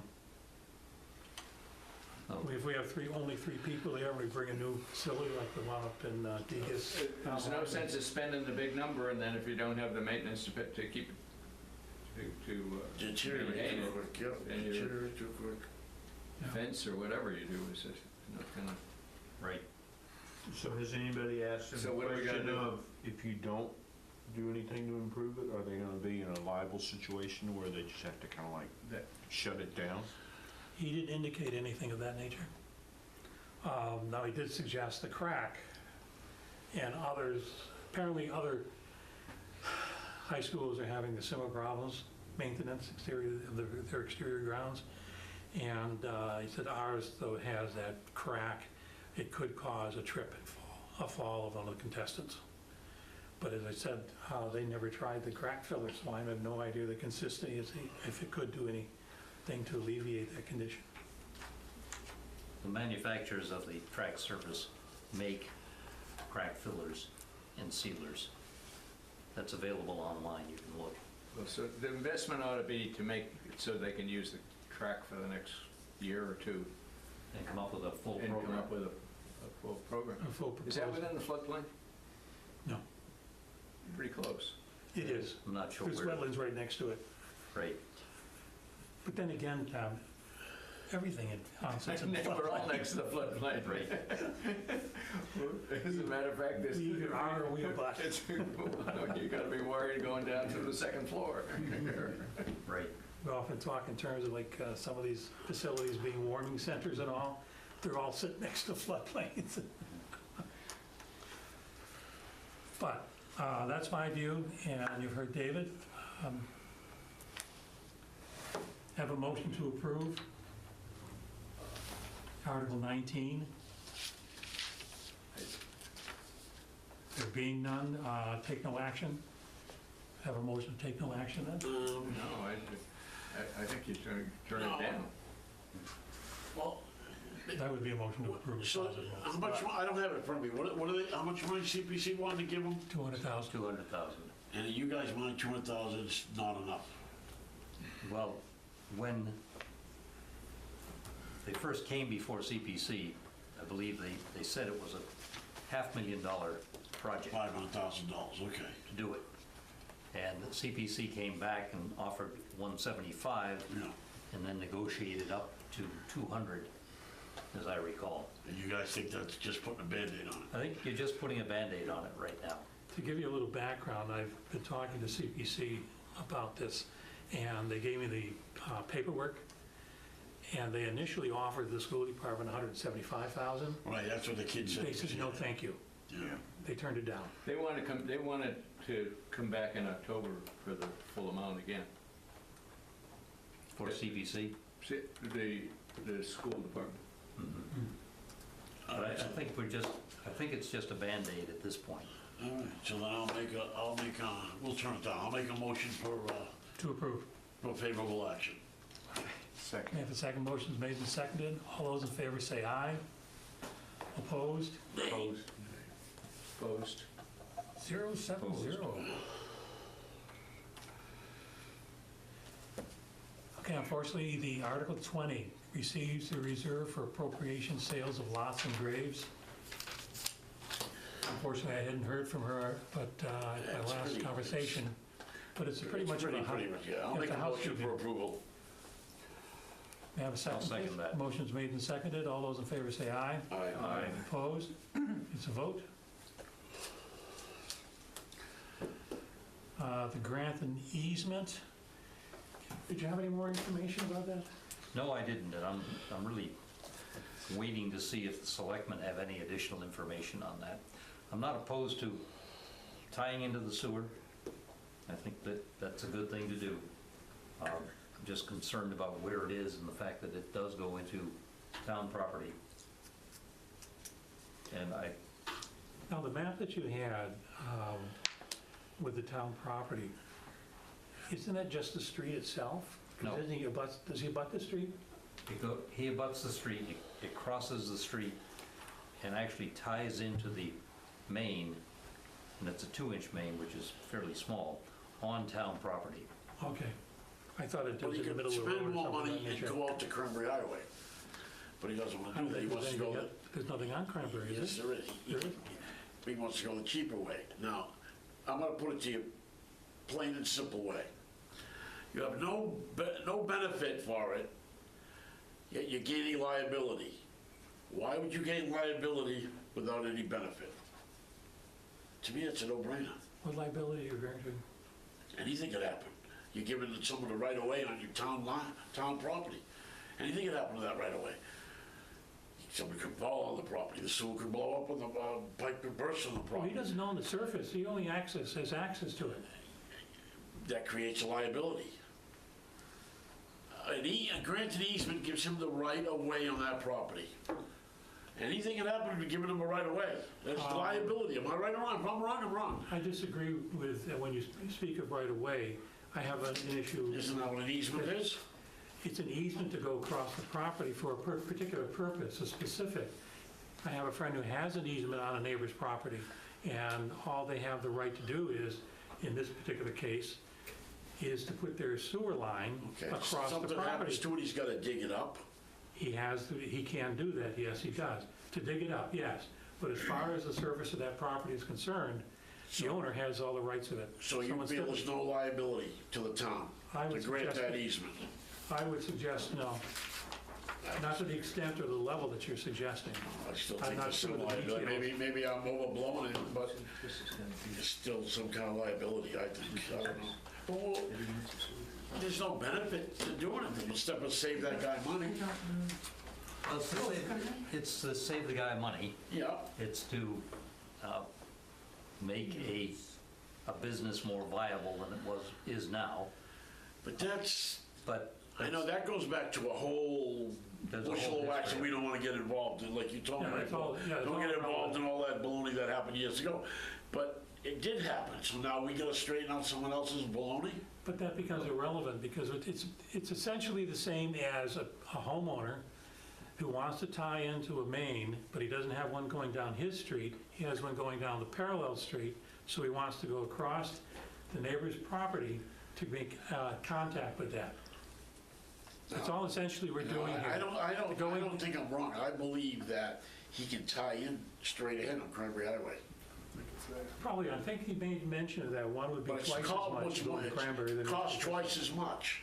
It's Yes, cheaper to go the way he's going. So why not? So in other words, if I say I want to hitch in this way and then go over that way, it's cheaper that way, I want to come to the town and say I want to do it the cheaper way, give me a right of way, when I should just go like everyone else, go straight forward off my property, go right to Cranberry Highway? no, I disagree with you. Okay. What are we talking That's about? why your name is Bernie, mine's zoning. Do you have a sense of how much money the difference is between I the think two? the guy said double. About half. Did he say double? Double how much? He didn't say, but I'm sorry if he did, I don't remember the 60 time. Between 60 and 80 to do this one, and it'd be twice that to go out Cranberry. Because you'd have to go across State You Highway. know what we're talking about, the diner. Yeah, in the mill pond. Yeah, and he has to, let's Or see, whatever it's called that now. part of Cranberry is not being, no, that's not the part that's being that's rehabbed. not being rehabbed That's right already now. been blacktopped Right. a couple of years ago. But see, there was a lot of baloney ownership from years ago. The guy owned all of Yeah. it, he sold part of it, got a right of way to, he sold it from, and then somebody else bought it, and then this guy, We're gonna be talking about that area a long time. Yeah, but if he goes Cranberry, across, ocean spray issue on the dam. well, the guy was supposed to sell it to this guy. he can't get through. I He can't go understand through the Cranberry Highway to try to patch in, because they just blacktopped that. It would last 3 years, and he has to wait 5 years before they can dig it to State Highway. I'd like to see what the selectmen vote before I vote on it. Good idea. Okay, we'll move on. Now, Article 22 is the commercial agriculture regulation. I mean, the selectmen voted against it, but the way Gary was sounding, it was a no-brainer. Right? But I think what Gary was saying is He's gonna vote against it. right. Yeah. He only- Oh, By us voting against it, we're supporting what Gary's doing. okay, okay. Because he already has regulations proposed, he's just waiting all right. approval. No, that clarifies in my mind, okay, Right. good. Yeah. Gary's doing regulations that would take care of most of what this petition, or a lot of what this petitioner is asking for. Okay. So, So then on I think 22, I- I'll make a motion of favorable action. second, Motion made and second. All those in favor say aye. Aye. Opposed? No. nay. I oppose. I know. 6 noes, no abstentions. 160. Do you have any interest in, obviously, we already have the petitioner before us, going through any of the special town meeting for votes? I think a lot of it we can't we? Up to us. Some of we don't have sufficient information. I say Article 1, the budget transfers. I would suggest we wait until we have more detailed information. Article 2, funding the parking program. I think that's pretty straightforward. We just don't have a dollar figure, We don't have but a we dollar discussed it figure. with him. Do you feel we've discussed it with him sufficient to I do. pass a vote on this versus knowing the exact figure, and of course have that in? A motion to approve? Motion to recommend. I'll make that motion. Okay, motion's made and seconded. All those in favor say aye. Aye. Opposed? It's a vote. I say I'd recommend because the selectmen asked me last night how we phrase our recommendation. So they wanted to do it the same as we, so recommend is the, and the secretary correct her notes to make sure everything says recommend. Spring capital plan, when do you meet, Dave? Meeting tomorrow. Tomorrow, okay. Transferring available funds. At this point in time, we don't have to transfer monies into the snow and ice. The others is matching grants with the figures. And one's got to do with Littleton Drive, so I think we should wait. Okay. So why don't we wait on the whole issue then? Yeah, number 4 doesn't have any note either. Beach planning, right. Okay, moving on. Solar pilots, Article 5. Make a motion that we approve Article 5. Okay, motion to recommend. Recommend. Can I have a second? I'll second it. Motion's made and seconded. Any questions, concerns? I'll try to get the copy of the pilot that I have, the pilot statement, and give it out to everyone in lieu of having the actual ones in hand. It's all pretty much the same. As last year. Jackie negotiated. Was it last year, 2 years ago? I think it was last year. Yeah. We saw it. Okay, motion to recommend. Allocated. Excuse me. Yep. I thought that already happened. We did. We did. Okay. Motion to recommend. All those in favor say aye. Aye. Opposed? Vote. The PEG access, motion to recommend, it's about 200,000 K. So motion to recommend, please. I'll make that motion. May I have a second? Motion made and seconded. All those in favor say aye. Aye. Opposed? It's a vote. The Municipal Facility Stabilization Fund. I'll make that motion for approval. And I'll second that. Motion's made and seconded. All those in favor say aye. Aye. Opposed? It's a vote. Article 8, rescind prior authorization, bond authorization. I'll make that motion for approval. Motion to recommend. I have a second, please. Second. Motion's made and seconded. All those in favor say aye. Aye. Opposed? It's a vote. Transfer of tax title. I will make that motion to recommend. Motion's made to recommend. May I have a second, please? Motion's made and seconded. All those in favor say aye. Aye. Aye. Opposed? It's a vote. The new housing unit at Agawam.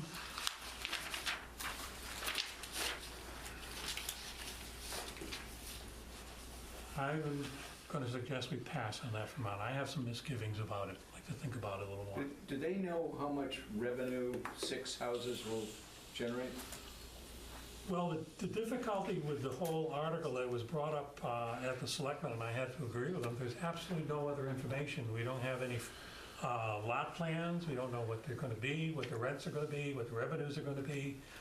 We don't know about the management of it. It's all on state land. It's being issued through What's 6 before? It's only 4 now. yeah, the Wareham Housing Authority. Where is there any balance monies coming from the Last state? year they wanted to put 6. This year they turned it down to 4. Yeah, Now for $650,000, that's a lot of money. For 4 units. Well, what do they get, $500, $600 a month rent? Maybe a Based little on, more than that. based on income. Yeah, but I think a little more than that even, but still. Oh, I'd just like to see a projection of the economics of the whole thing. My issue is that they ought not to bear, but there's 2 entries in each of those buildings, 2 apartments or 2, whatever. We gotta start building up. We cannot be taking land. They could probably put 30 units in that area. Well, this particular property that they're referring to is adjacent to the existing, or part of, I'm not sure if it's, It's over by Hilltop Liquor. but is it adjacent to or part of? Because if it's adjacent to, it's a different ownership, or the state owns it. The state owns these 2 pieces of property, or it's a wall, 1 piece of property. If it's 1 piece of property, they're building, the housing authority is building on it, are they getting any state grants to subsidize it? It's not that, you're looking at 160,000 per unit, 161,000 per unit. Can't build a small house for that. You know, to me, it just seems like a lot of money per unit. It's a lot of money. Yeah, 161,000. Yeah. And we don't know. I mean, maybe they have to pay, you know, union rates or something for the construction because it's a state building. I don't know. I just think you get more bang for your buck. I think you put your finger on it, David. Yeah, we need more We information on need that. more information on that. Okay, we'll pass on that one. Article 11, which extends our terms from 6 years to a total of 9 years.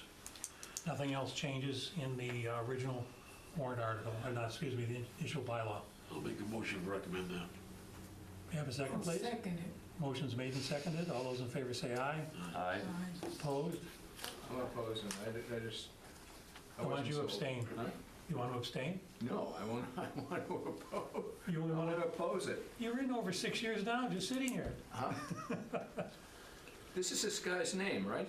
No, Article 11. 11? Yes. No, it's a different We're 11. on 11. It's a different, we're looking at the old one.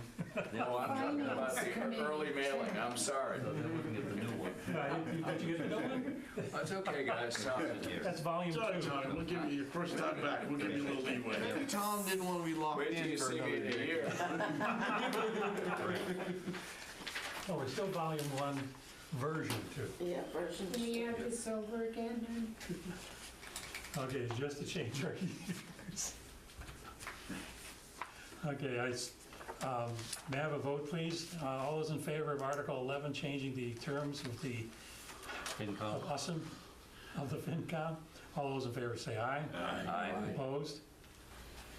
Good, that looks much better. Article 12, naming the pier. The apprehension in discussion I've had with others is, as I noted, if there's going to be any grants or any donations or anything for somebody who wants to buy the pier and name it after them, it's a little early, I think, to cut off any opportunities. Right. I mean, it may be. Somebody wants to get their kid into Wareham High School, so they might come down to. Right. But there's always the, as we talked, having a memorial bench, even naming the harbor Master master building or a shed. key or an auxiliary pier or something. There's something more you can do. Or a boat. I think that's a big step. Yes. I think so too. And that- I'm sitting here thinking that Bessie Pier should not be a parking lot. So, you know, you've got a tough sell for me for anything in that area. And, I mean, I wouldn't want to offend the gentleman, his uncle, but there's a lot of other people in the community who have done things such as that, or even more so. We have police officers who've done above and beyond, firefighters who've done the same thing and rescued people and the like. And that's part of their job and all, but things that he outlined was part of the individual's job also. And I didn't see anything outstanding that would generate the name I'm of the pier. confused. I mean, believe me when I tell you, the Bessies have done tremendous for the town. But where he said now there's 2 families, I'm confused on who did what. You know, that's where I'm lost. Right. I agree with you. You know, I I'm agree. lost because, believe me when I tell you, the family has done tremendous for the town. There's no question about it. Which one? But That's just it. There you go. You just said hit the nail right in the head, Bernie. Which one? No, I agree. I didn't know that was his father I worked with, though. That's pretty funny. But I agree. I think that it's Brian Pitt. You remember the Bessie Seafood? too early to do the Bessie Seafood, yes. And I think there are other ways to honor Harry C. Bessie, and I think, naming a harbor master boat would be an appropriate thing to do. Or something, yeah. And something of that sort, or having them put a bench out there, that's appropriate also. Or even a couple benches, really, in the, overlooking the whole place. Well, there are benches out there that have got people's names on them. Right. I'm sure that's by the donor. Yes, it's Somebody by the donor. donated a bench. Right, and that's what, he's saying this would not cost anything to the town. Yeah. So whatever they would like to donate, they should approach the town and say, this is what we'd like to do. But we've got this World War I and II memorial down here on Route 6. I mean, it's something like that for the people, in town who have been major factors in history. We could have a common But there's one area. that hero circle there near the cemetery down in Wareham. Yeah, that's beautiful. Right. And that was put in by funds from the Wareham Friends of Wareham Veterans, I think. Really? Part of the funds. They're part of it. Did some of the money come from when they had the moving wall and stuff or something like the that? Friends. And we have a number of memorials as it is, because there's one that you face the multi-service center. To the left-hand side, there's a flagpole with a memorial service. We have one right in front of our parking lot here with this building. And I But he assume he wasn't just relying on his service, he was also relying on what he did for the Wareham. service of the community. Well, it sounded like he was the first harbor master type guy. Yeah. So that's why I was just saying, you know. How messed the boat, that sounds like a great idea. Anyway. I think I'd like to suggest we'll pass on this to give us some thought as to how we might want to address our response. To be as respectful as possible to the individual and the family. But one out may be that find out what the naming rights are in the town. That's a good question. So if it's up to the selectmen, we can quote their regulation or rule that. Yeah, because, They boat would be a nice. because I know being with the school committee and the building, they are adamant that they have the rights to name the new school. And as well, the selectmen named it already. Did they? As the Deacon's Elementary School at Minot Forest. They put it on the warrant, and the town meeting voted for the Deacon's Elementary at Minot Forest. You put it on the ballot, and the voters vote for the Deacon's Elementary at Minot Forest. So I think everybody's preempted them. And why is that, Bernie? Why is it the Deacon? Ironically, I proposed at the building committee to name it. They said, oh, no, we're going to wait for that. Soon you lose. Yep. I don't know about Minot Forest, but Middle school, so we're naming. I don't know about the land that Minot Forest is on, but the reason Deacon's Elementary School is Deacon's is he gave the town the land. Right. And he donated the land. And a lot of money for it. Yeah. Yeah, but the niece of the Deacon's family made a proposal to the selectmen and to the building committee to name it after the family Deacons. I make a motion to adjourn. Second. Motion's made, seconded, all those in favor say aye. Aye. Opposed? Sit together now? Thank you, gentlemen, ladies. My buddy Tommy's back. How long you been?